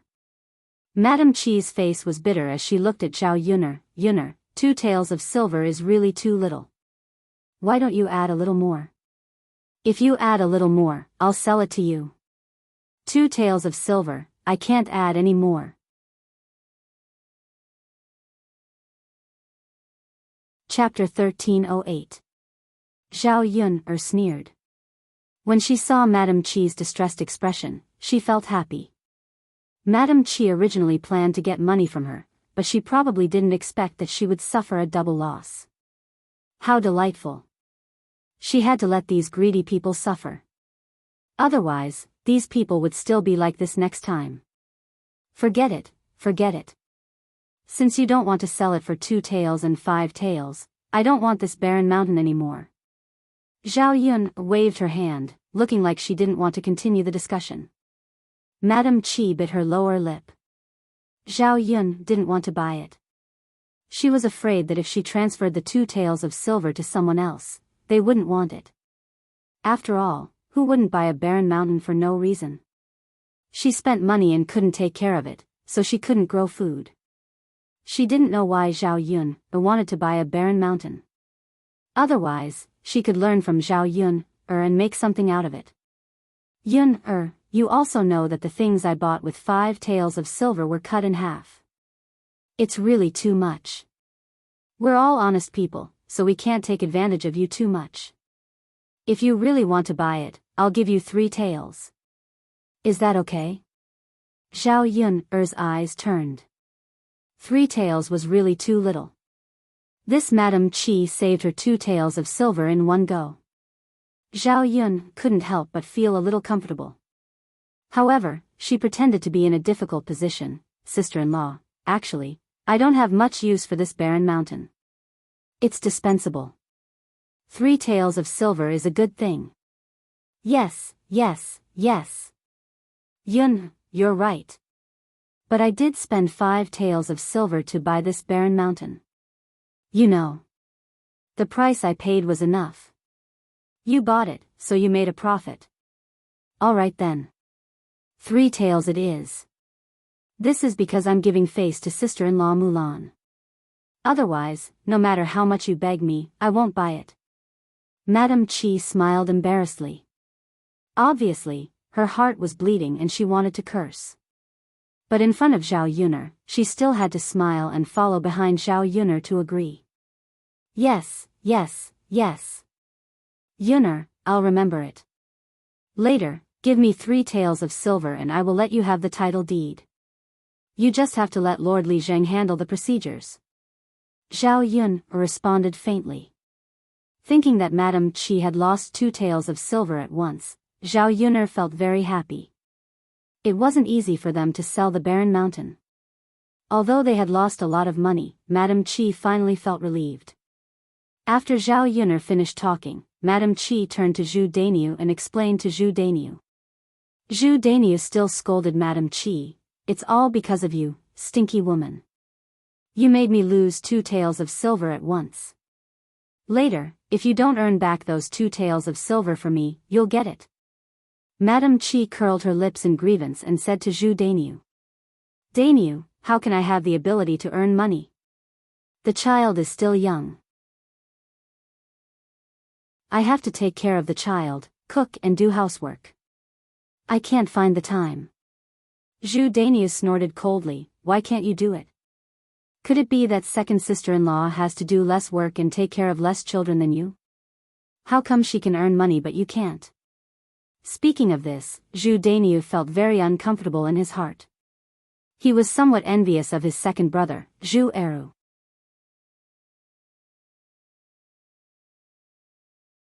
Chapter 1309. Now his second brother's family could live in a big house, but he still had to stay in a small thatched hut. When the villagers talked about the 2 brothers, they would definitely say that his second brother was more capable than him. How could he be balanced in his heart? Madame Qi curled her lips in grievance and said, Xiao's father, second sister-in-law is second sister-in-law. I'm not as capable as second sister-in-law. Aren't most women in the village the same? How can I make money? Madame Qi's words only sounded like an excuse to Zhu Dainyu. After a cold snort, he continued to scold Madame Qi. Okay, don't give me so many excuses. If second sister-in-law can make money, you have to make money too.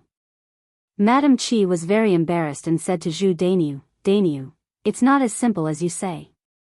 Second sister-in-law can make money because she followed Zhao Yun. Zhao Yun has the capital to do business, but I don't have any capital. Where can I make money? Zhu Dainyu glared at Madame Qi, thinking that this woman had so many excuses. It was fine that she didn't have the ability, but she made so many excuses in front of him. Second sister-in-law, you also made a lot of money without following Zhao Yun. In the end, it's all because you don't have the ability. Zhu Dainyu snorted softly, thought for a while, and said, didn't second sister-in-law make that wicker basket and sell it to make money before? You should follow second sister-in-law and learn from her. Make some wicker baskets and sell them. Madame Qi continued to think of a way to refute Zhu Dainiu's words. Qiao Er's father, you can't say that. I don't know how to weave. Second sister-in-law may not teach me how to weave. I'll talk to second sister-in-law. If second sister-in-law agrees, you have to learn from her. Madame Qi responded weakly and didn't dare to object. Zhu Dainiu walked up to Mulan and looked at Mulan ingratiatingly. Second sister-in-law, can you teach your weaving skills to your sister-in-law? Mulan was a little angry about what happened just now, so she didn't want to talk to Zhu Dainiu. However, Zhu Dainiu was thick-skinned and did not want to leave. Mulan continued, second sister-in-law, don't be angry. Just teach your sister-in-law. Look at us, the people of the first branch don't have it easy. It was still okay before, but your sister-in-law lost so much money all of a sudden. If she doesn't earn some money, she probably won't be able to live on. There are old and young at home. After listening to Zhu Dainiu's complaints, Mulan's heart softened. She thought that teaching Madame Qi how to weave a wicker basket was nothing. If she taught Madame Qi how to weave a wicker basket, Madame Qi would have something to do every day. It would save Madame Qi the trouble of coming over and looking for trouble. Mulan said to Zhu Dainiu, Big brother, I can teach her, but I have to make it clear that weaving a wicker basket is not that easy. It's easy to hurt your hands. It's hard to make money by doing this. It was Madame Qi's hard work. It had nothing to do with Zhu Dainiu, so Zhu Dainiu said indifferently, it's okay. What kind of money is easy to make? That's fine. Mulan responded. Zhu Dainiu walked up to Madame Qi and greeted her. Second sister-in-law has agreed. You go back and learn. Be honest and diligent, or you'll be in trouble. Madame Qi pursed her lips. I know, Qiao Er's father. I will learn well.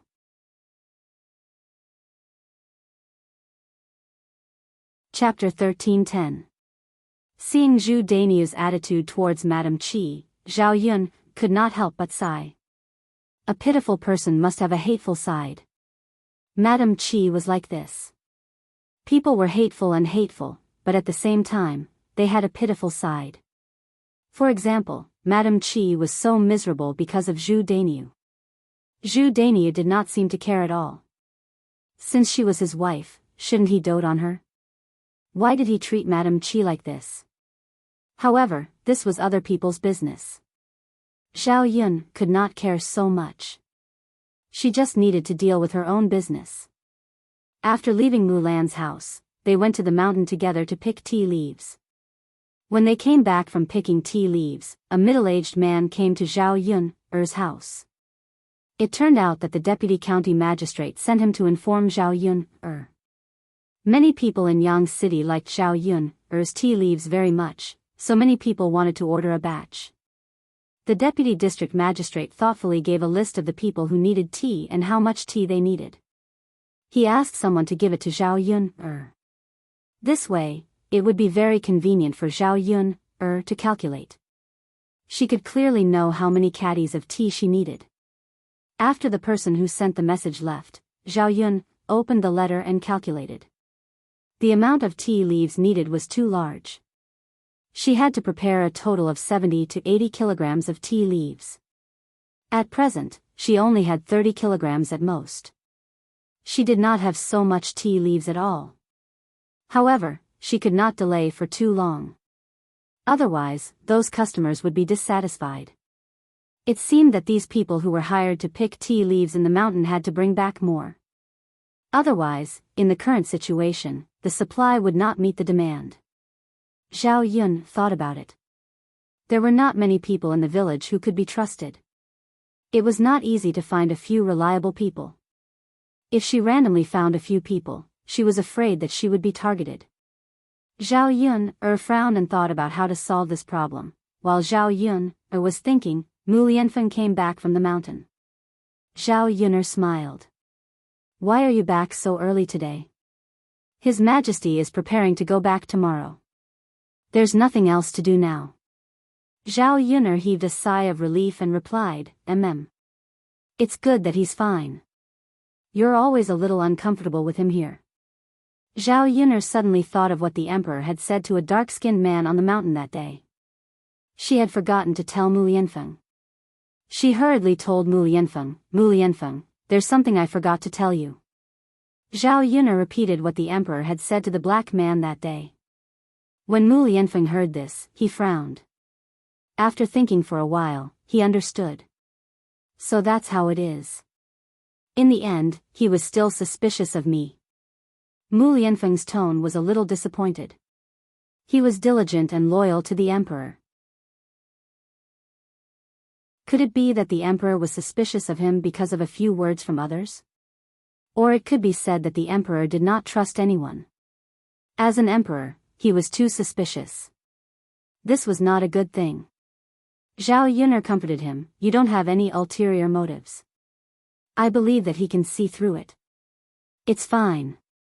Mu Lianfeng nodded. Even if there was a problem, there was nothing he could do. He could only prove his innocence through his own actions. As long as the emperor did not make things difficult for him and Zhao Yun'er on the marriage. Zhao Yun'er and Mu Lianfeng went to rest early.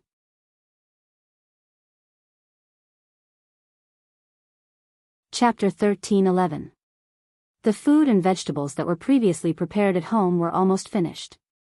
She had to cook some fresh things for Daodu and Mu Lianfeng. Zhao Yun'er felt that her Xiao Mao was very excited on the way to town. For a while, Zhao Yun didn't bring Xiao Mao out for a stroll. Xiao Mao probably felt that it wasn't of any use, so it couldn't hold back when it was at home. Seeing that Xiao Mao was running like a gust of wind, Zhao Yun couldn't help but exhort Xiao Mao, slow down. Don't be anxious. We're not in a hurry to go to town. There's plenty of time. However, Xiao Mao didn't seem to understand Zhao Yun'er's words and continued to run forward with all its might. Zhao Yun'er felt a little helpless and could only let Xiao Mao run. She reckoned that Xiao Mao was like this because it hadn't been strolling for a long time. Soon, she saw Xiao Mao catch up with the carriage in front of them. When the carriage driver saw that Zhao Yun'er's donkey carriage was running faster than him, there was a trace of shock in his eyes. How was this possible? Could it be that his eyes were playing tricks on him? The carriage driver rubbed his eyes.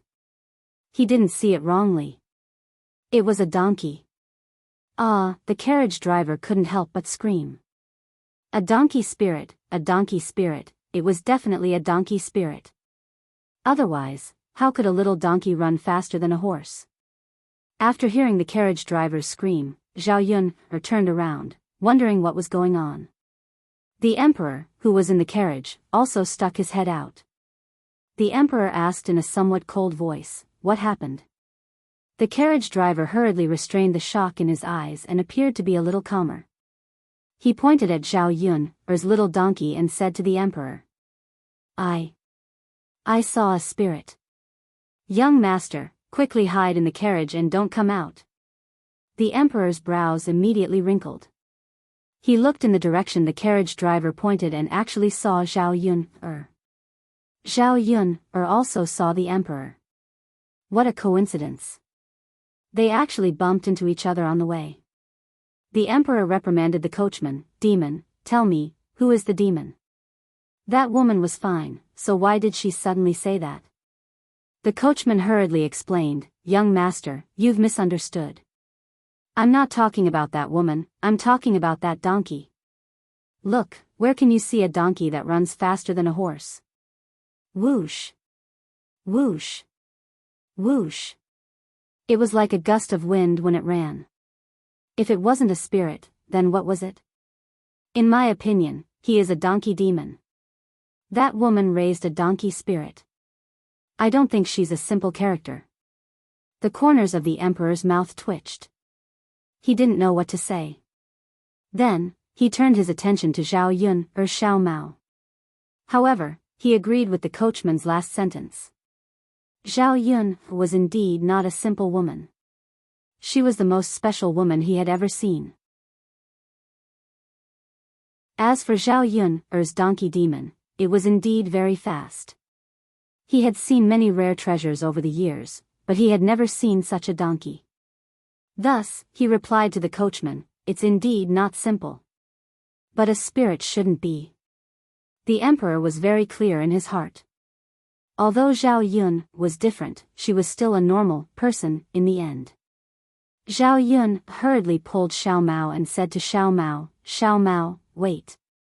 I met an acquaintance. Say hello to him.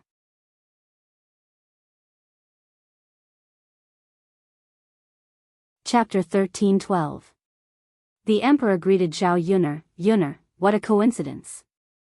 Zhao Yunner nodded, yes, what a coincidence. Is young Master Huang going back today as well? Yes. Are you going to the county magistrate's residence or going home? Zhao Yunner asked. I'm going to the county magistrate's residence first to bid farewell to the county magistrate before going home. Zhao Yunner was silent for a moment. Since young Master Huang said he was going home, he was probably going back to the palace. She didn't know if he was going to deal with Mu Lianfeng's betrothal. Zhao Yunner smiled and said to young Master Huang, I'm also going to the county magistrate's residence. If I had known earlier, would have accompanied young Master Huang. At least, I have someone to talk to on the way and I won't be too lonely. Zhao Yunner was just being polite. After all, she had to maintain a good relationship with young Master Huang. If she wanted to be with Mu Lianfeng in the future, she might have to rely on the emperor. The emperor chuckled and said, if I knew that Miss Yunner was going to the county magistrate's residence today, I would naturally accompany Miss Yunner. But since we met on the way, it's a coincidence. The two of us can accompany each other and chat for the rest of the journey. As the emperor spoke, he got down from the carriage and directly sat on Zhao Yunner's donkey cart. Zhao Yunner was slightly stunned. She couldn't help but ask the emperor, Your Majesty, are you sure this is okay? Miss Yunner, what do you think is wrong? Zhao Yunner swallowed her saliva.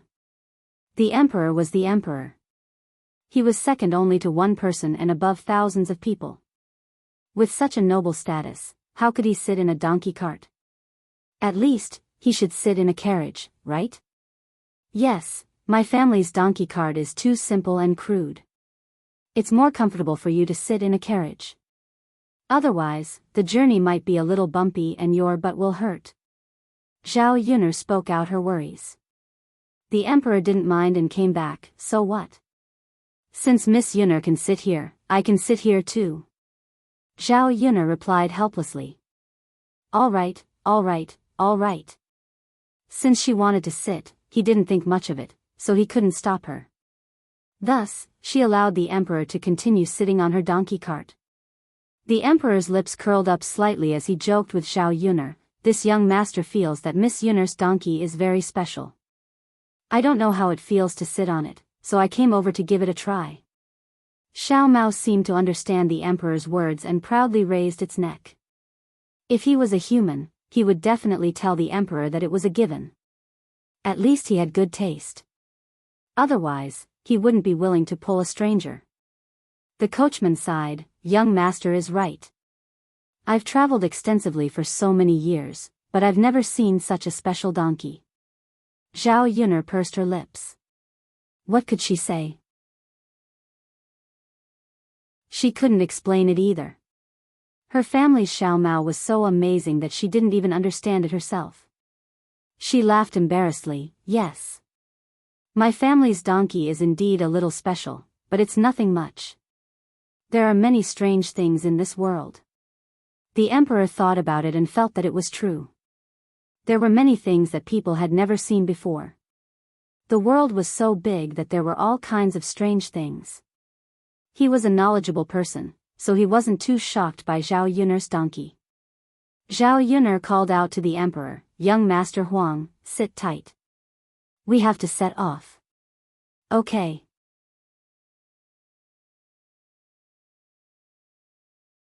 Chapter 13:13.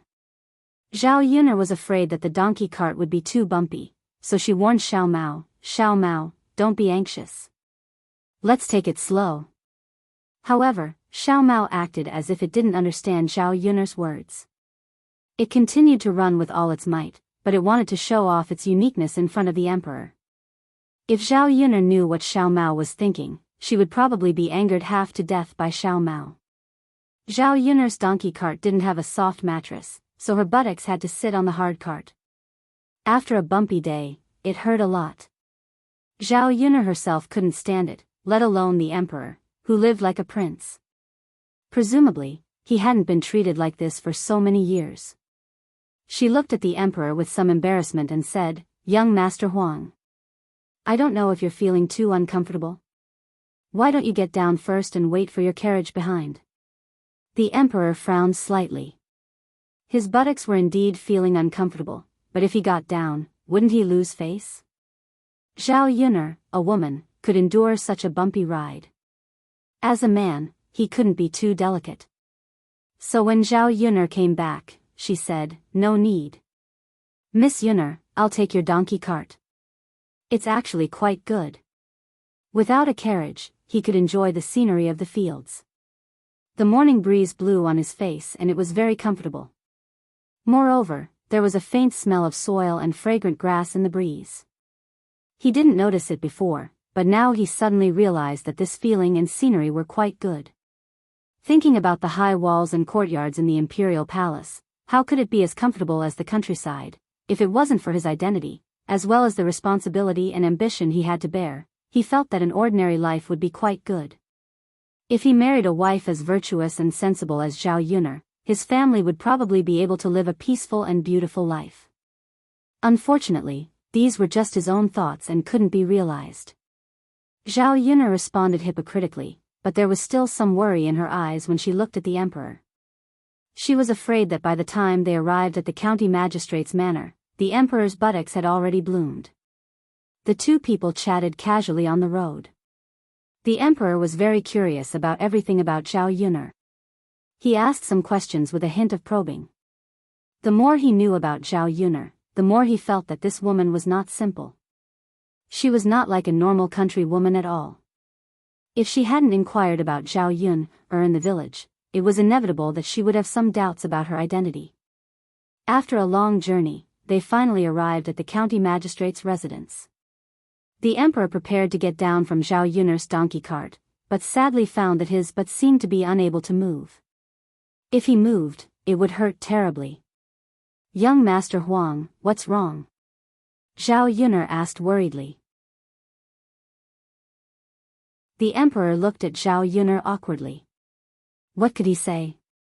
He couldn't possibly tell Zhao Yun'er that his butt hurt, right? He couldn't help but blush. In all these years, he had never done something so embarrassing and shameful. If this spread out and was known by others, where would he put his face? Zhao Yun'er saw that there was something wrong with the emperor's expression, so she almost guessed what was going on. "Young Master Huang, do you want me to help you, or you can sit down and rest for a while?" I'll rest for a while." "Okay, then I'll wait outside with you. We'll go in together later." Zhao Yun'er went back to the donkey cart.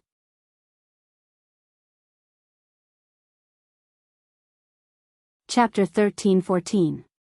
Heir. Zhao Yun looked at the emperor in confusion. Wouldn't it be better for him to accompany him? Otherwise, wouldn't it be awkward for him to sit outside alone? Would it be strange? "Miss Yun, I can do it alone." Young Master Huang insisted. Zhao Yun had no choice but to agree. "All right then, I'll go in alone. I'll come out in a while." She didn't want to stay in the deputy's house for long. She had to go back quickly and continue to pick tea leaves. Okay. After seeing Zhao Yun'er's body enter the county magistrate mansion, the emperor hurriedly stood up and rubbed his painful buttocks.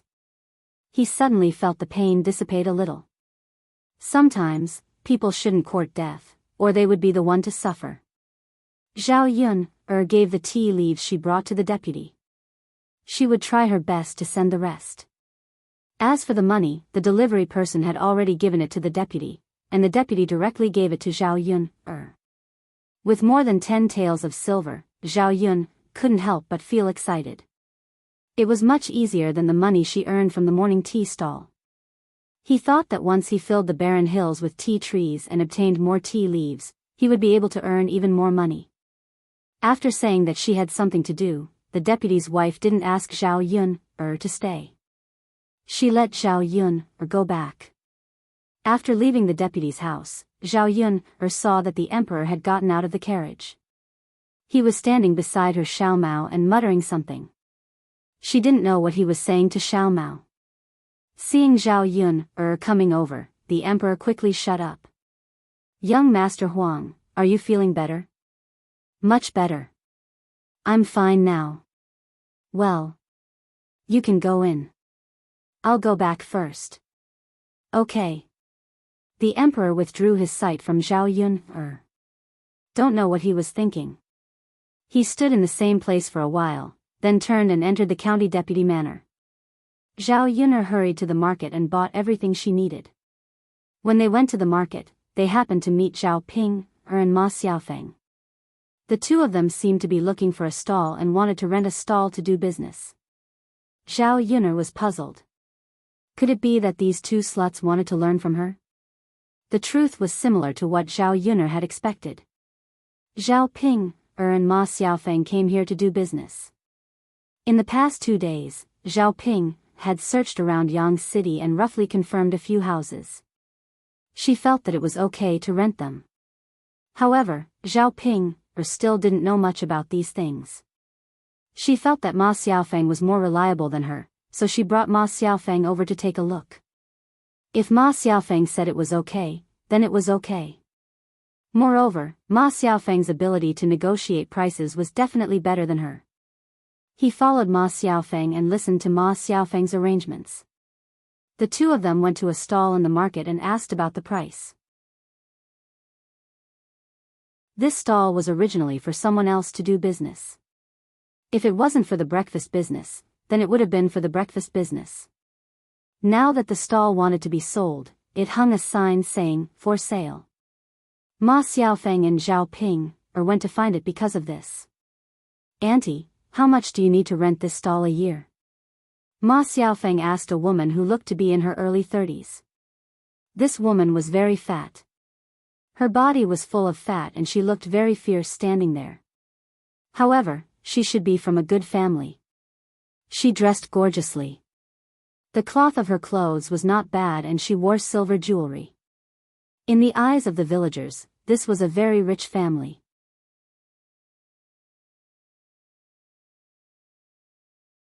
Chapter 13-15. She replied to Ma Xiaofeng unhappily, "Auntie, auntie, who are you calling? Where's auntie? Are you blind?" She was only 27 or 28 years old and looked a little old. What she hated the most was hearing people call her auntie. Ma Xiaofeng looked 16 or 17 years old, but she was only 10 years older than this girl. How could it be appropriate for her to start calling her auntie? Ma Xiaofeng was momentarily stunned. She did not understand why the fat woman was angry. Ma Xiaofeng stuttered. When she met the fat woman's fierce eyes, she did not know what to say for a moment. "Little girl, next time look carefully. Don't just call everyone auntie. It's more appropriate to call her big sister." Ma Xiaofeng rolled her eyes in her heart. Only then did she understand why the fat woman was angry. Although Ma Xiaofeng was also somewhat uncomfortable in her heart, in order to rent the stall, Ma Xiaofeng suppressed the anger in her heart. Instead, she smiled and said to the fat woman, "Big sister, may I ask, how much does it cost to rent this stall a year?" The fat woman's mood improved a little. She faintly replied to Ma Xiaofeng, "The first year you take over the stall will be 8 taels of silver. After that, it will be 1 tael of silver every year." "Why? Do you want to rent it?" When Ma Xiaofeng heard the fat woman's price, she felt that it was a little expensive. However, this stall's market was not bad. There were many people coming and going, so it was convenient to buy things. If she could rent it, the business would not be too bad. Ma Xiaofeng haggled with the fat woman, "Big sister, I want to rent this stall. But your stall seems to be a little expensive. Can you give us a cheaper price?" The fat woman glared at Ma Xiaofeng. She seemed very unhappy.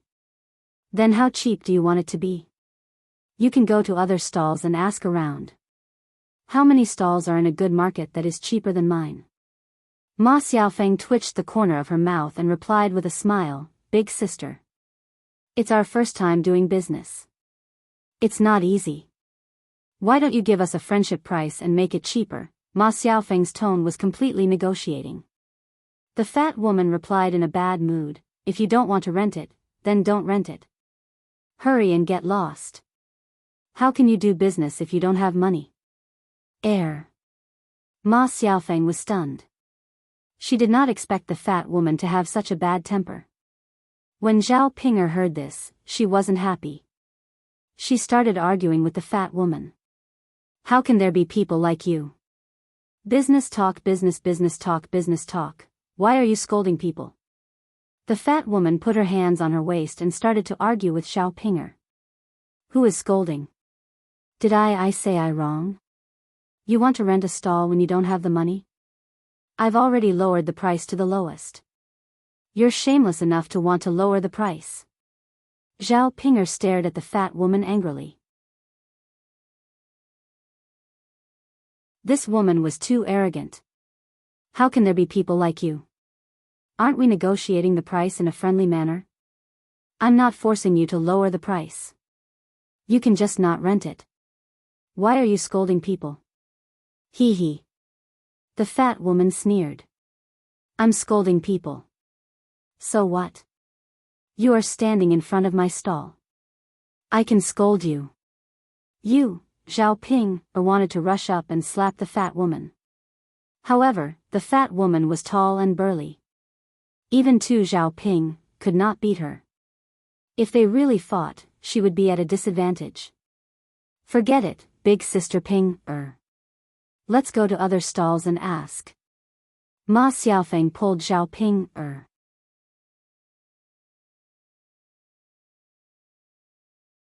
Chapter 13:16. She nodded and said, Okay, Xiaofeng, let's rent from other stalls. There are so many stalls, it's not like she's the only one. With her attitude, it's no wonder that her stall hasn't been rented out yet. I don't think anyone will rent from her. Ma Xiaofeng also agreed.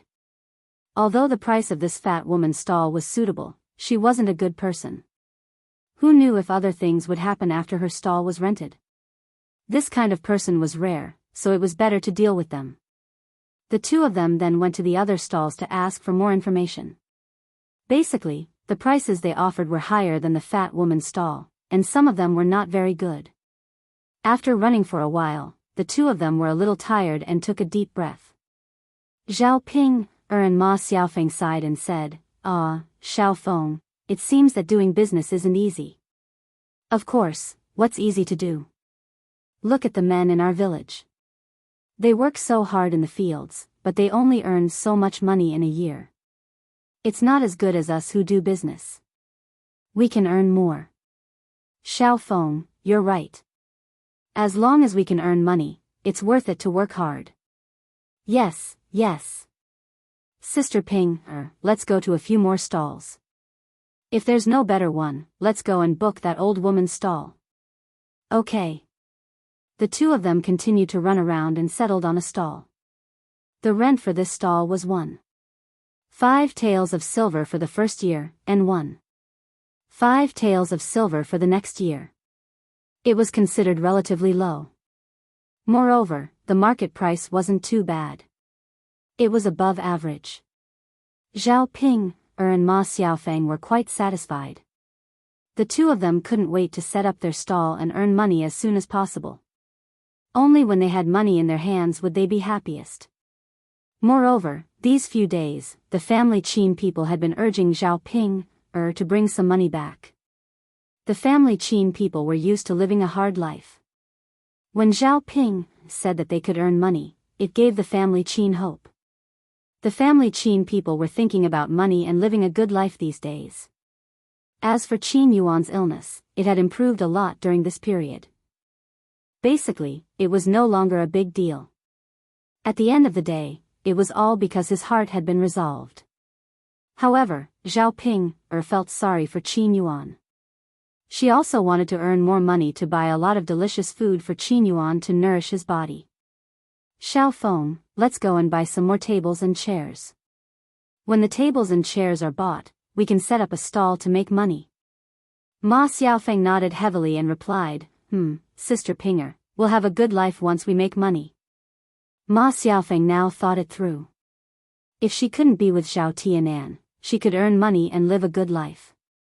She didn't have to rely on men. The more they talked, the more excited they became as they walked down the street. After Zhao Yun figured out what the two of them were doing, her eyes couldn't help but flash a trace of sharpness. These two B***cheese are really interesting. Zhao Ping actually wanted to imitate her and sell breakfast. She was said to be stupid, but sometimes she was very smart. She actually knew how to imitate her. Zhao Yun didn't want the B***tch to use her to make money, and her heart felt uncomfortable. However, she couldn't stop them from setting up a stall. She couldn't possibly smash the stall, right? Feeling a little uncomfortable, she went back. When she arrived at the village, it was only 10 o'clock in the morning. It wasn't very late. Zhao Yun went to old Zhao's house and sent the ingredients she bought over. She was going to cook something delicious for lunch. There wasn't much meat in their meals these days because they didn't buy meat on the streets. They just made do casually.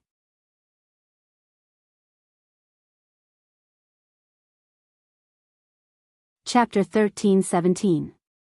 When Zhao Yun arrived at old Zhao's house, she saw a carriage parked in the courtyard of old Zhao's house. She thought that some important person had come, but she did not expect that it was Zhao Xinhui who had come back to visit her parents. Under normal circumstances in the countryside, a daughter would visit her parents on the second or third day. However, Zhao Xinhui did not know how many days had passed since she came back. Zhao Yun guessed that Zhao Xinhui was too lazy to come back. After all, life in the Meng residence was much more comfortable than in old Zhao's house. When Zhao Xinhui came back, she was wearing a purplish-red silk dress. She wore all kinds of jewelry on her neck, hands, and head. She looked like a nouveau riche. When Zhao Yun saw Zhao Xinhui's dressing, she could not help but want to complain. This Zhao Xinhui looked like a nouveau riche. People were like this. The more ordinary they were, the more they wanted to show off. Those real madams and misses did not need to dress like Zhao Xinhui. When Zhao Xinhui came back, she brought a lot of good things. Old Zhao's first branch and second branch could not help but go forward to curry favor with Zhao Xinhui, as if they wanted to get some benefits from her. Hui, you're finally back. Mother missed you so much. Hu Chunhua held Zhao Xinhui's hand and could not help but mutter. What are you thinking about, mother? I've only been away for a few days. Zhao Xinhui replied indifferently. Hu Chunhua nagged, Hui, you're a piece of flesh that fell off from mother. Mother missed you so much even if you were away for a few days. Alright, mother, let's not talk about this anymore.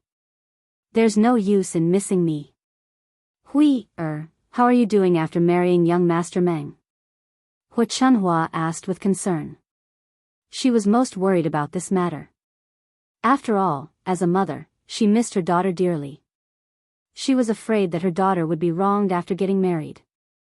Good, of course, it's good. Mother, my husband's family is rich. He eats and drinks good food every day, wears beautiful clothes, and has beautiful jewelry. Mother, look at my appearance. How can ordinary people have it? If I knew that I could have such a good life after getting married, would have wanted to get married earlier. Zhao Xinhui was not afraid of losing face and said directly. Hu Chunhua nodded in satisfaction. It's good that you're living well. Indeed, if you were to marry a country bumpkin, how could you have a good life? In the end, it's my Hui's good fortune. He has received the blessings of the heavens. Of course, I've always been a lucky person. Zhao Xinhui replied with a proud smile. By the way, young Master Meng, don't you have other wives and concubines at home? How does your wife treat you? After all, the older ones could not tolerate the younger ones. After Zhao Xinhui married into the family, who knew if the wife of the Meng family would make things difficult for Zhao Xinhui?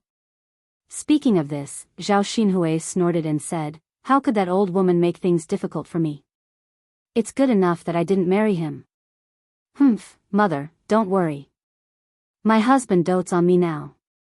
He doesn't even care about those old women. He's probably tired of playing with them. Perhaps after some time, my husband will divorce them and let me become the official wife." Hu Chunhua was immediately happy when she heard this. A wife and a concubine were very different. A wife of a rich family would be respected. The villagers did not say it openly, but secretly, they were talking about Zhao Xinhui as a concubine. Hu Chunhua directly thought that these people were jealous of her family and did not take it to heart.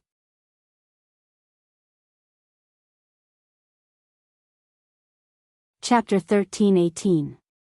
Hu Chunhua nodded and said with a smile, "Good, good, good. You have to work hard and become the official wife. When the time comes, there will be many people who will be envious of our family. They will envy you. Mother, don't worry. I'm so young and beautiful. How can I lose to a few old women? They are chickens that can't lay eggs. When I give birth to a son for my husband, I will naturally become the official wife." Hu Chunhua became more and more excited. She held Zhao Xinhui's hand and said, "Then your belly must work hard. You are still young, so it will definitely be easier for you to get pregnant than them. The heavens did not allow them to have children, so they are giving you a chance to become the official wife. I think it won't be long before you get pregnant." When Zhao Xinhui heard this, she blinked and looked at Hu Chunhua with excitement. "Mother, is what you said true?" "Of course it's true. Believe me, if you take good care of your body now, you will get pregnant very soon." "Yes, yes." When Zhao Yun heard this, she felt that Zhao Xinhui was just a mistress. She had an ugly face. If Zhao Xinhui really became the official wife one day, her worldview would probably be refreshed again. "Ah, isn't little sister back?" Li Chuiying was holding a wooden basin in her hand. She must have come back from washing clothes outside. When she saw Zhao Xinhui, her eyes immediately lit up. When she saw Zhao Xinhui dressed in jewelry, she could not help but sigh and envy in her heart. She quickly flattered, "Tisk, tsk, tsk. Who would recognize you if you didn't know?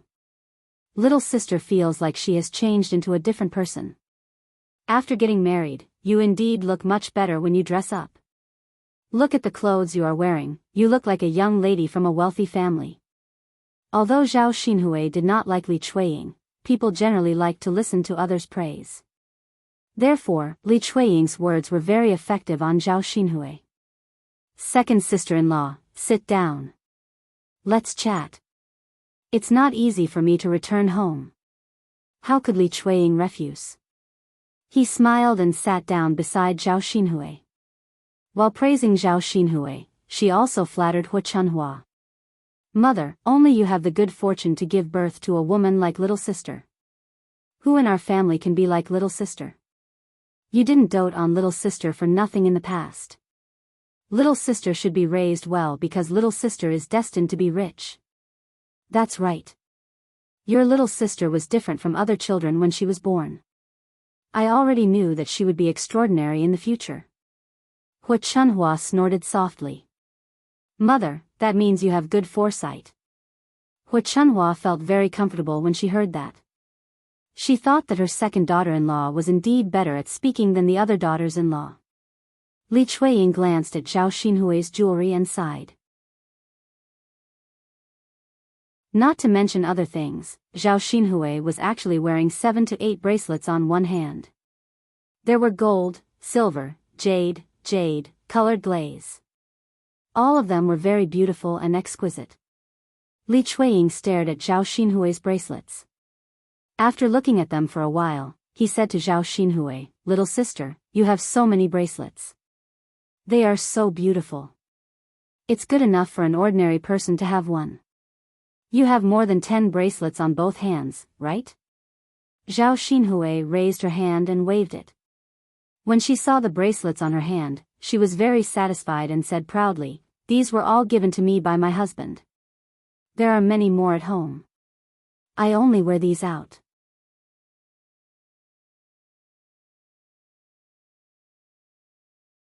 Chapter 13:19. Zhao Xinhui raised her chin and said, This is nothing. There are more and better things. Second sister-in-law, you haven't seen them before, so you don't know what good things are like in the city." Li Chuiying smiled embarrassedly and followed behind Zhao Xinhui. Yes, you're right. You use a lot of things. Second sister-in-law is ignorant and doesn't know what good things are. Zhao Xinhui grunted in agreement. Li Chuiying stared at Zhao Xinhui's bracelet again and looked at Zhao Xinhui ingratiatingly. "Little sister, your bracelets are so pretty. Can you take one of them off and let second sister-in-law have a closer look?" Zhao Xinhui was not stingy about this. She replied, "Of course." As she spoke, she took off a glazed bracelet and handed it to Li Chuiying. Li Chuiying touched it in his hand and looked at it with wide eyes. He sighed as he looked at it. "It's so pretty. Rich people's things are just different. It feels different just by looking at them." Zhao Xinhui glanced at Li Chuiying and looked at Li Chuiying as if he was a country bumpkin. She felt that Li Chuiying was ignorant. Li Chuiying held Zhao Xinhui's bracelet in his hand and couldn't bear to put it down. After touching it for a while, he smiled at Zhao Xinhui and said, "Little sister, can I hold your bracelet and try it on? It looks so pretty. Can I put it on and try it on?" Before Zhao Xinhui could say anything, Li Chuiying retorted unhappily, "It's good enough that I'm letting you see it. You still want to wear it." After being scolded by Hu Chunhua, Li Chuiying pursed his lips and was about to return the bracelet to Zhao Xinhui. However, he unexpectedly said to Zhao Xinhui, "Second sister-in-law, since you like it so much, I'll give it to you. It should look good on you." Zhao Xinhui was willing to give it away because she had too many things. It was nothing to give one away. Moreover, young Master Meng would continue to give it to her. Li Chuiying's words were pleasing to the ears. She liked it, so it was fine to give one to her. She would treat it as a reward for flattering Li Chuiying.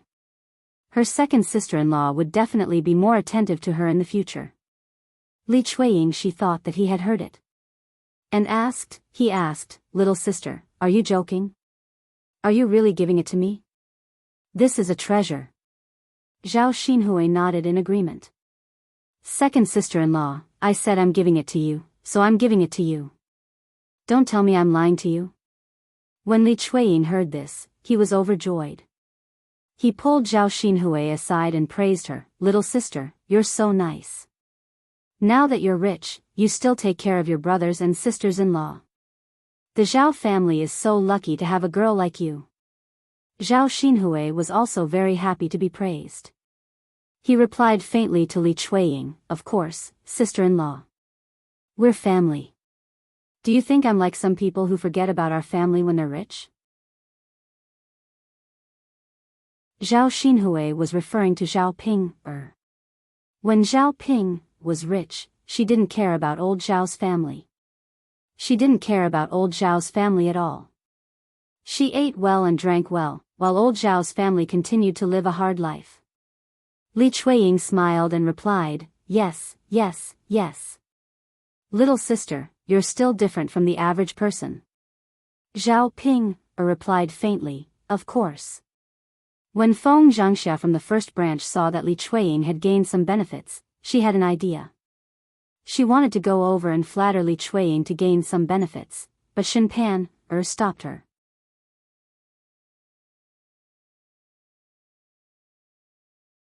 Chapter 13:20. Feng Zhangxia looked at Shen Pan in confusion and asked, "Why?" "Mother, if she's trying to flatter you, you shouldn't follow her. If little aunt doesn't give you anything, won't you be embarrassed?" "I don't think that's good." Shen Pan frowned. In fact, what she couldn't stand the most was the greedy villagers who hoped to gain benefits from others. Zhao Xinhui gave her the feeling of a nouveau riche. She didn't like to see Zhao Xinhui acting all high and mighty and thinking that she was someone important.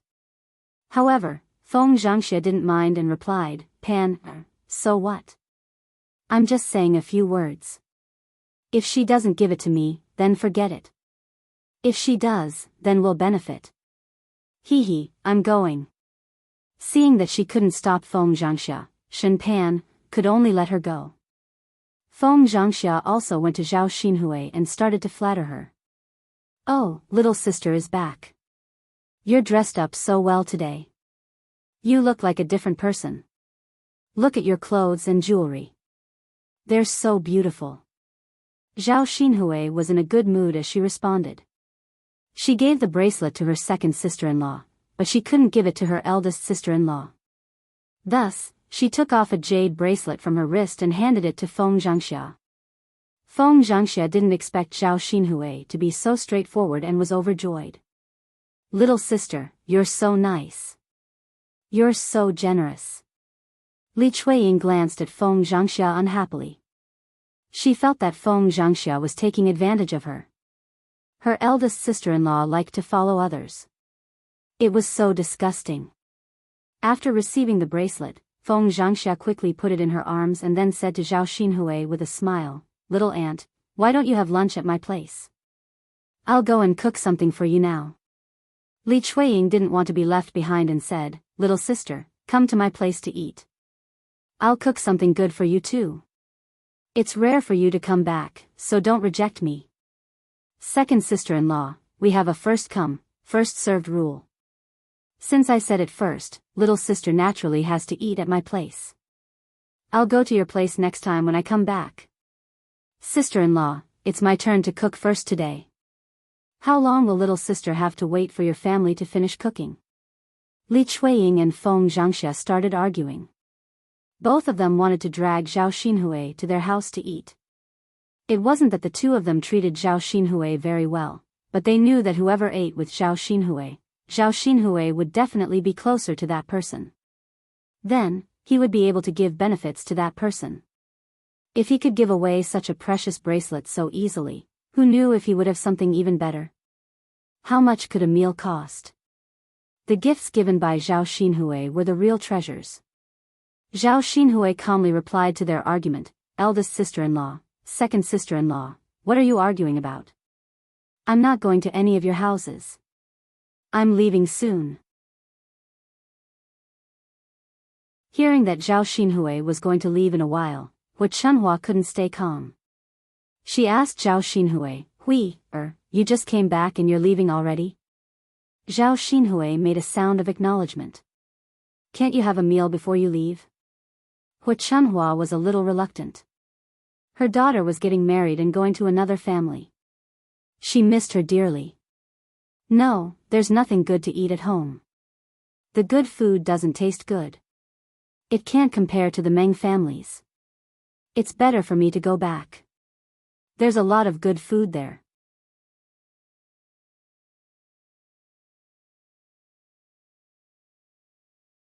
Chapter 13:21.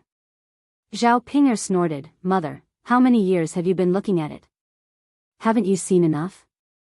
Most people would be sick of it. Ah, you child, which mother would be sick of looking at their own child? You'll understand when you have your own child. Zhao Xinhui pursed her lips. He couldn't understand. Other people were other people. Anyway, she hadn't given birth to a child yet. Feng Zhangxia chimed in from the side, That's right, little sister. Let's make do with lunch at home.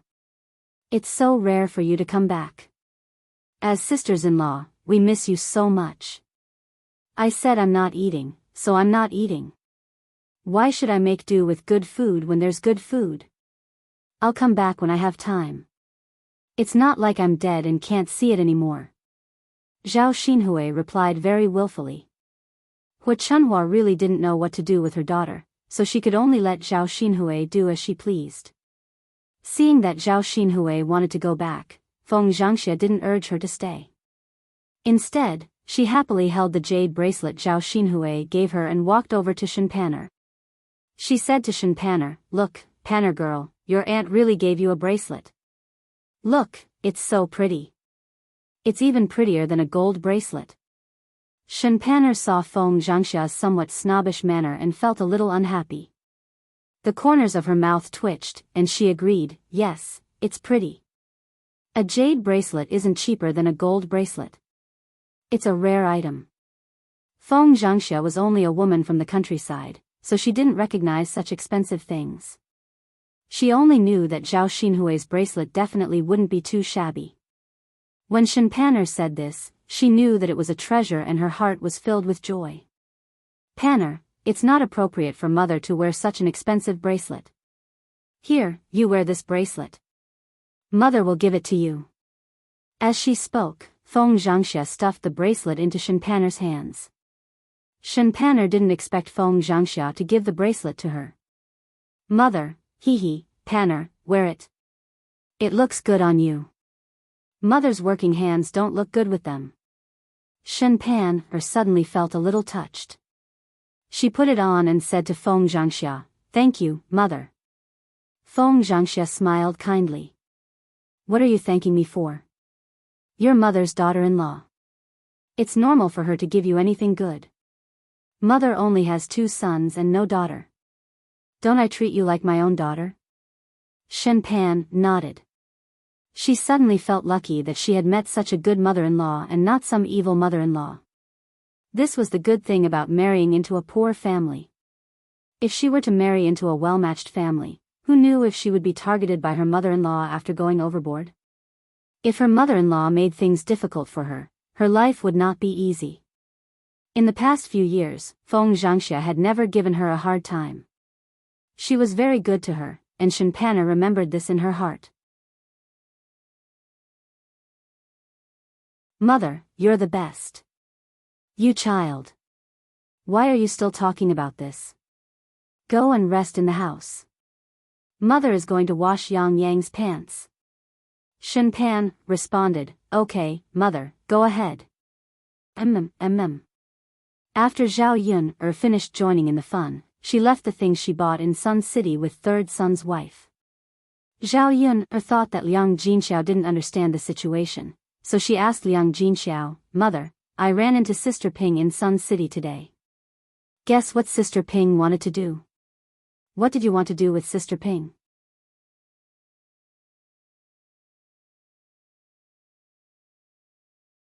Chapter 13:22. Liang Jinxiao replied a little guiltily, "Ping wants to do business. That's good. At least it's a proper business. Who knows, we might be able to earn some money." However, Zhao Yun snorted softly. Zhao Ping had mentioned it before. She didn't expect that she would continue to do it even after so many years. That idiot. If she really wanted to do it, she could have done it alone. Why did she have to bring Ma Xiaofeng along and let others take advantage of her? Sure, a person like Zhao Ping was so stupid that she probably wouldn't listen to what others said. It's good that they can earn money. If they can't earn money, it's all for naught. It's not easy for them to do things like this without planning anything well. Not to mention other things, just buying breakfast at the stall and preparing those things every day was not an easy task. The breakfast made by them might not necessarily be delicious. Her breakfast stall's business was good because her food had a unique taste that most people liked. Otherwise, ordinary stalls wouldn't be able to earn much money. If they didn't manage it well, they might suffer a loss. They had to transport so many things every day. Other than renting the stall, they had to prepare a donkey cart. This would be another expense. Where did Zhao Ping and Ma Xiaofeng get so much money? Zhao Yun then told Liang Jinxiao about her doubts. "Mother, where did Sister Ping get the money to set up the breakfast stall?" At the mention of this, Liang Jinxiao's heart tightened. He didn't dare to tell Zhao Yun the truth.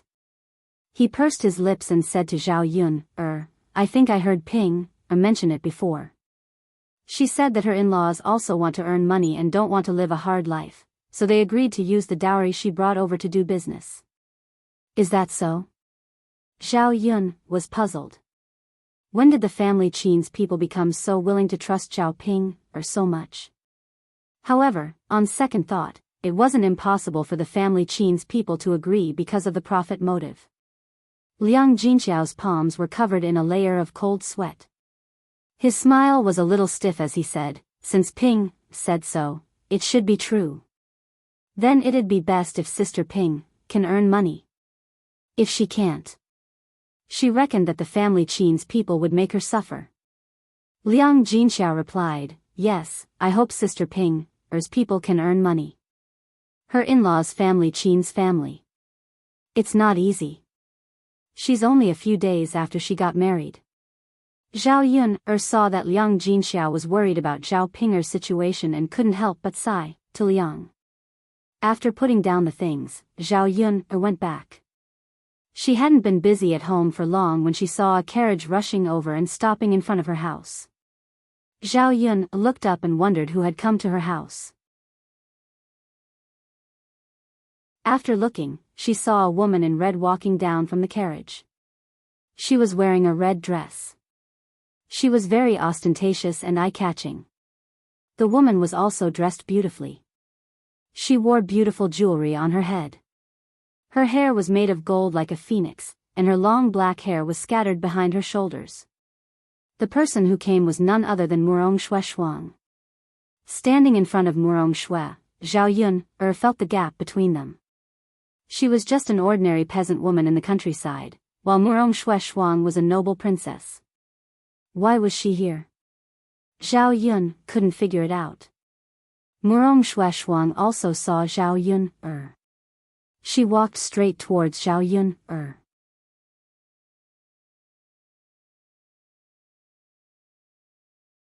Chapter 1323. Zhao Yun looked at the spilled water and clothes on the ground, and a chill suddenly rose in her eyes. She scolded Murong Shuang, "Are you crazy?" Murong Shuang did not know what crazy meant. She just saw that Zhao Yun's attitude was a little bad, so she scolded Zhao Yun coldly, "B***tch, who told you to seduce people? Where's my cousin?" The cousin that Murong Shuang mentioned was Mu Lianfeng, and Zhao Yun knew this. Zhao Yun then understood that Murong Shuang came to her because of Mu Lianfeng. Looking at Murong Shuang's overbearing attitude, Zhao Yun felt very uncomfortable.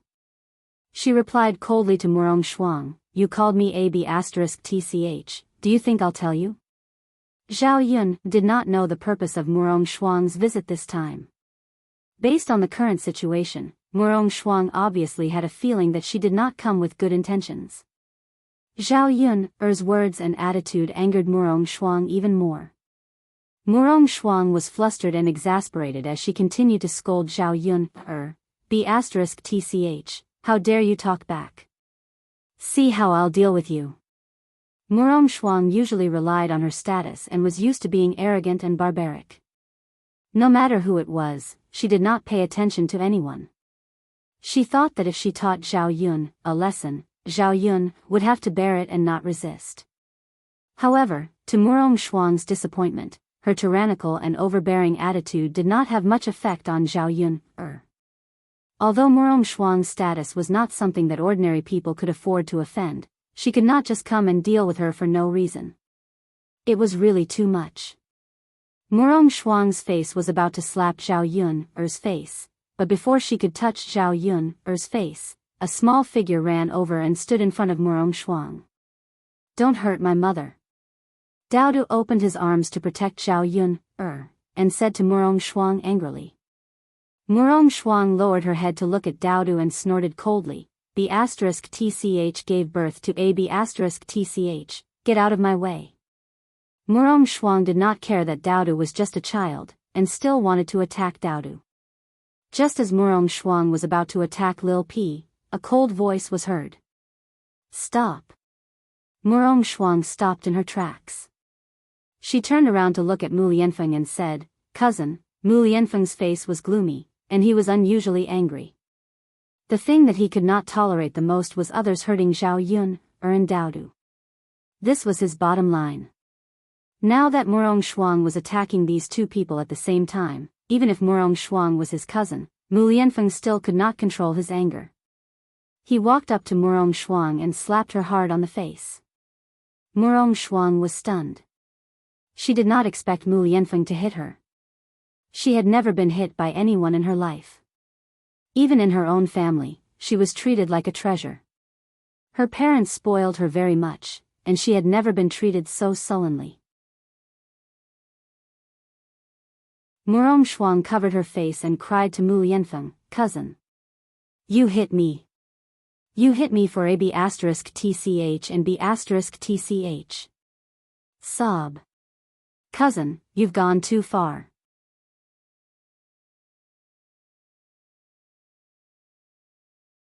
Chapter 13:24. Murong Shuang was frightened by Mu Lianfeng's fierce eyes and cold voice. She was wondering why Mu Lianfeng was so repulsed by her. Even though they were married, he still hid outside and refused to see her. If she hadn't sent someone out to inquire about the news, she wouldn't have known that Mu Lianfeng was living with Zhao Yun, in Shuilan village for a long time. Thinking of this, Murong Shuang couldn't suppress the jealousy in her heart. If Mu Lianfeng treated others like this, it would be fine. But it had to be a little peasant woman in the countryside. She had no status or appearance. That was it. She lost to Zhao Yun, How could she accept it? Murong Shuang looked at Mu Lianfeng, feeling wronged. "Cousin, what are you talking about? I'm your wife. Imperial consort Hua was the one who arranged our marriage. I'm going to marry you in the future." "Who is this woman?" Murong Shuang said, pointing at Zhao Yun, and Mu Lianfeng. "I will handle the marriage arranged by Imperial concubine Hua. I have already reported it to the Emperor. I am waiting for the Emperor to make the decision. Cousin, I have no feelings for you. It is purely brotherly love. So in this life, I will never marry you." Mu Lianfeng originally didn't have the heart to speak to Murong Shuang so bluntly. This time, he was really angry. Since it was impossible for them to be together, he had to make it clear. Otherwise, Murong Shuang would only have hope, seeing Zhao Yun, as a thorn in her side, a thorn in her flesh. Murong Shuang was almost made to cry by Mu Lianfeng's words. "Cousin, you can't treat me like this. The person you want to marry can only be me. Grandma won't accept the two of you being together." Murong Shuang couldn't help shaking her head. Mu Lianfeng replied coldly. "This is my business. You just need to remember that in this life, I will not marry you." Murong Shuang was on the verge of breaking down after hearing what Mu Lianfeng said. She really couldn't figure out what Mu Lianfeng saw in Zhao Yun, For a village woman, he was so determined to not be with her. "Cousin, you know that I like you. Except for you, I don't want to marry anyone else." Murong Shuang cried in front of Mu Lianfeng. Since a tough attitude didn't work, she could only pretend to be soft and see if Mu Lianfeng's heart would soften. Mu Lianfeng glanced at Murong Shuang with an expressionless face, then calmly replied, "Cousin, you should know that if I'm heartless towards you, even if you tie me to you, it'll be completely meaningless. My heart isn't with you." "Cousin," Gu Ning said. "All right, you should hurry back. If you continue to cause trouble here, don't blame me for being impolite." Mu Lianfeng began to drive her away impatiently. He felt that Zhao Yun would feel uncomfortable with Murong Shuang's presence. Murong Shuang glared at Zhao Yun, and doubted fiercely. She knew that if she stayed here, she would only make Mu Lianfeng hate her. If she wanted to win Mu Lianfeng's heart, it would be really impossible. She should go back to get help now. As long as Mu Lianfeng left Zhao Yun, everything would be fine. Murong Shuang sat in the carriage. Watching the carriage go away, Zhao Yun's frown didn't loosen. Her intuition told her that today's incident was just the beginning. There would be more storms waiting for her in the future. Zhao Yun had a little understanding of what kind of person Murong Shuang was. She wasn't a kind person, so if she was to be with Mu Lianfeng, she would have to go through some setbacks in the future.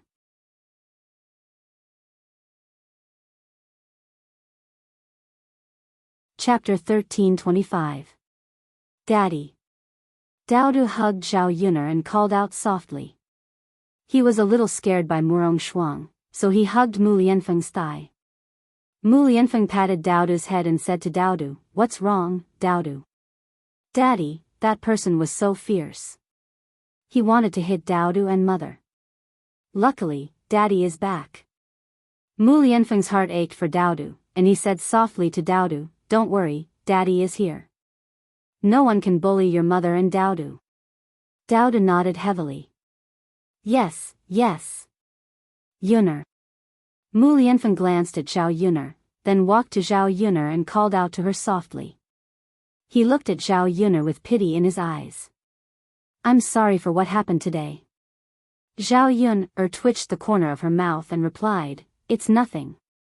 Zhao Yuner felt that although what happened today was a little bad, Mu Lianfeng didn't feel too guilty.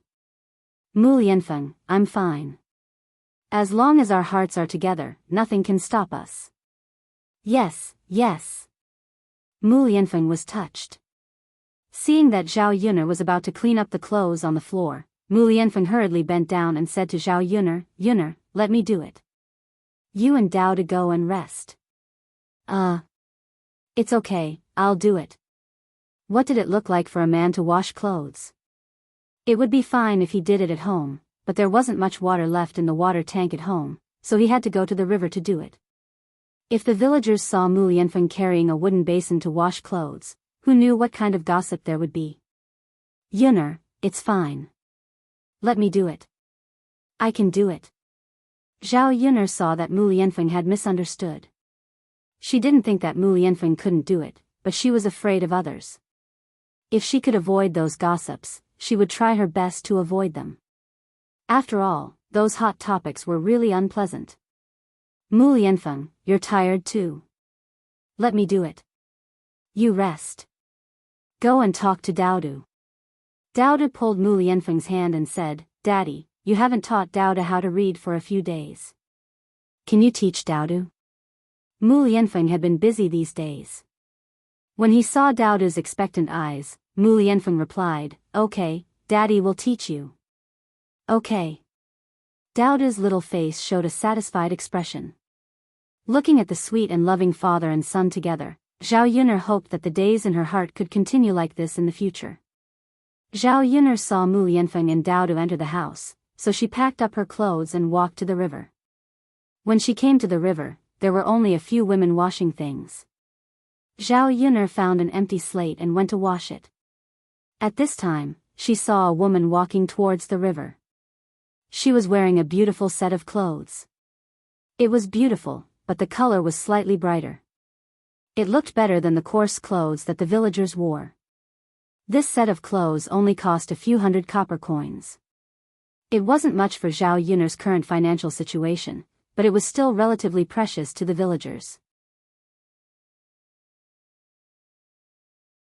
Zhao Yuner narrowed her eyes and looked at the person who came. It was actually Qian Chuanxiu.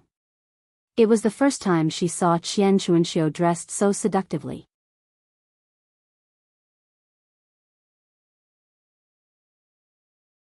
Chapter 13:26.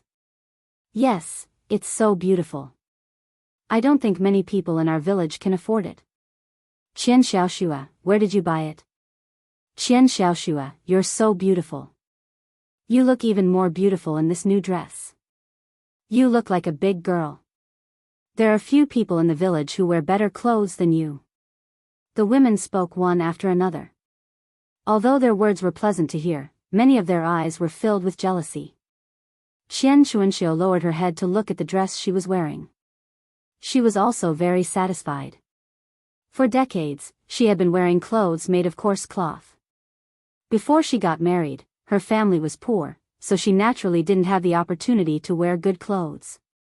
After she got married, she finally lived a slightly better life. Unfortunately, her husband was disappointing and died within a few years. It wasn't easy for her to take care of 2 children. After so many years, she didn't have the money to buy clothes for herself at all. It wasn't until today that she finally had a beautiful new dress. Speaking of this dress, of course, she didn't buy it herself. She didn't have the money at all. The money she spent on this dress was given by Zhao Wenshui. In order to make her happy, Zhao Wenshui gave her a lot of money to buy clothes for her. She didn't go to Yang City herself, so she gave the money to Ma Xiaofeng. Her daughter had good taste, so she asked her to wear a casual dress with her. Unexpectedly, she was very satisfied with the dress Ma Xiaofeng brought back. After she tried it on, she was reluctant to take it off. Now that she was wearing it outside, she wanted to let the other people in the village see how beautiful she looked when she dressed up properly. After all, most of the women in the village were just ordinary, and she was very beautiful. Qian Chuanxiu felt proud to avoid the envious looks of the villagers. "Do I look good?" Qian Chuanxiu asked with a smile. "Of course." "Exactly, Qian Xiaoxue, did someone give you this dress?" Qian Chuanxiu smiled. "Who gave it to me?" "Of course I bought it myself." "Qian Xiaoxue, did your family make money recently?" A woman in the village asked curiously. "That's right, Mrs. Qian. These clothes don't look cheap." Facing the questioning of the villagers, Qian Chuanxiu felt a little guilty.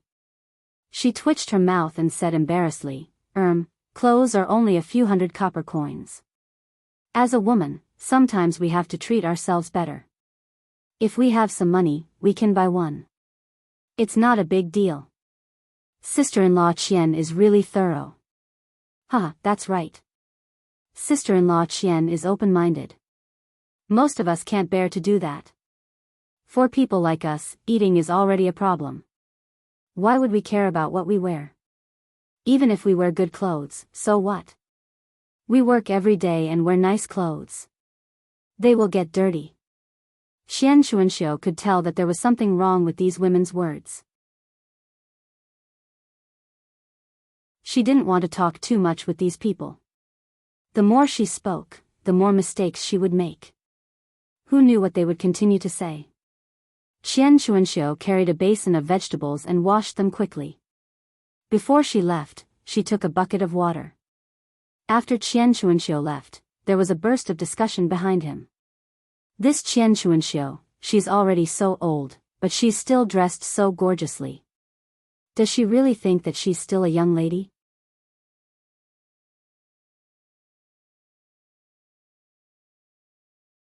Chapter 13:27. I think this Qian Chuanxiu is just trying to dress up and seduce the men in the village. That's right.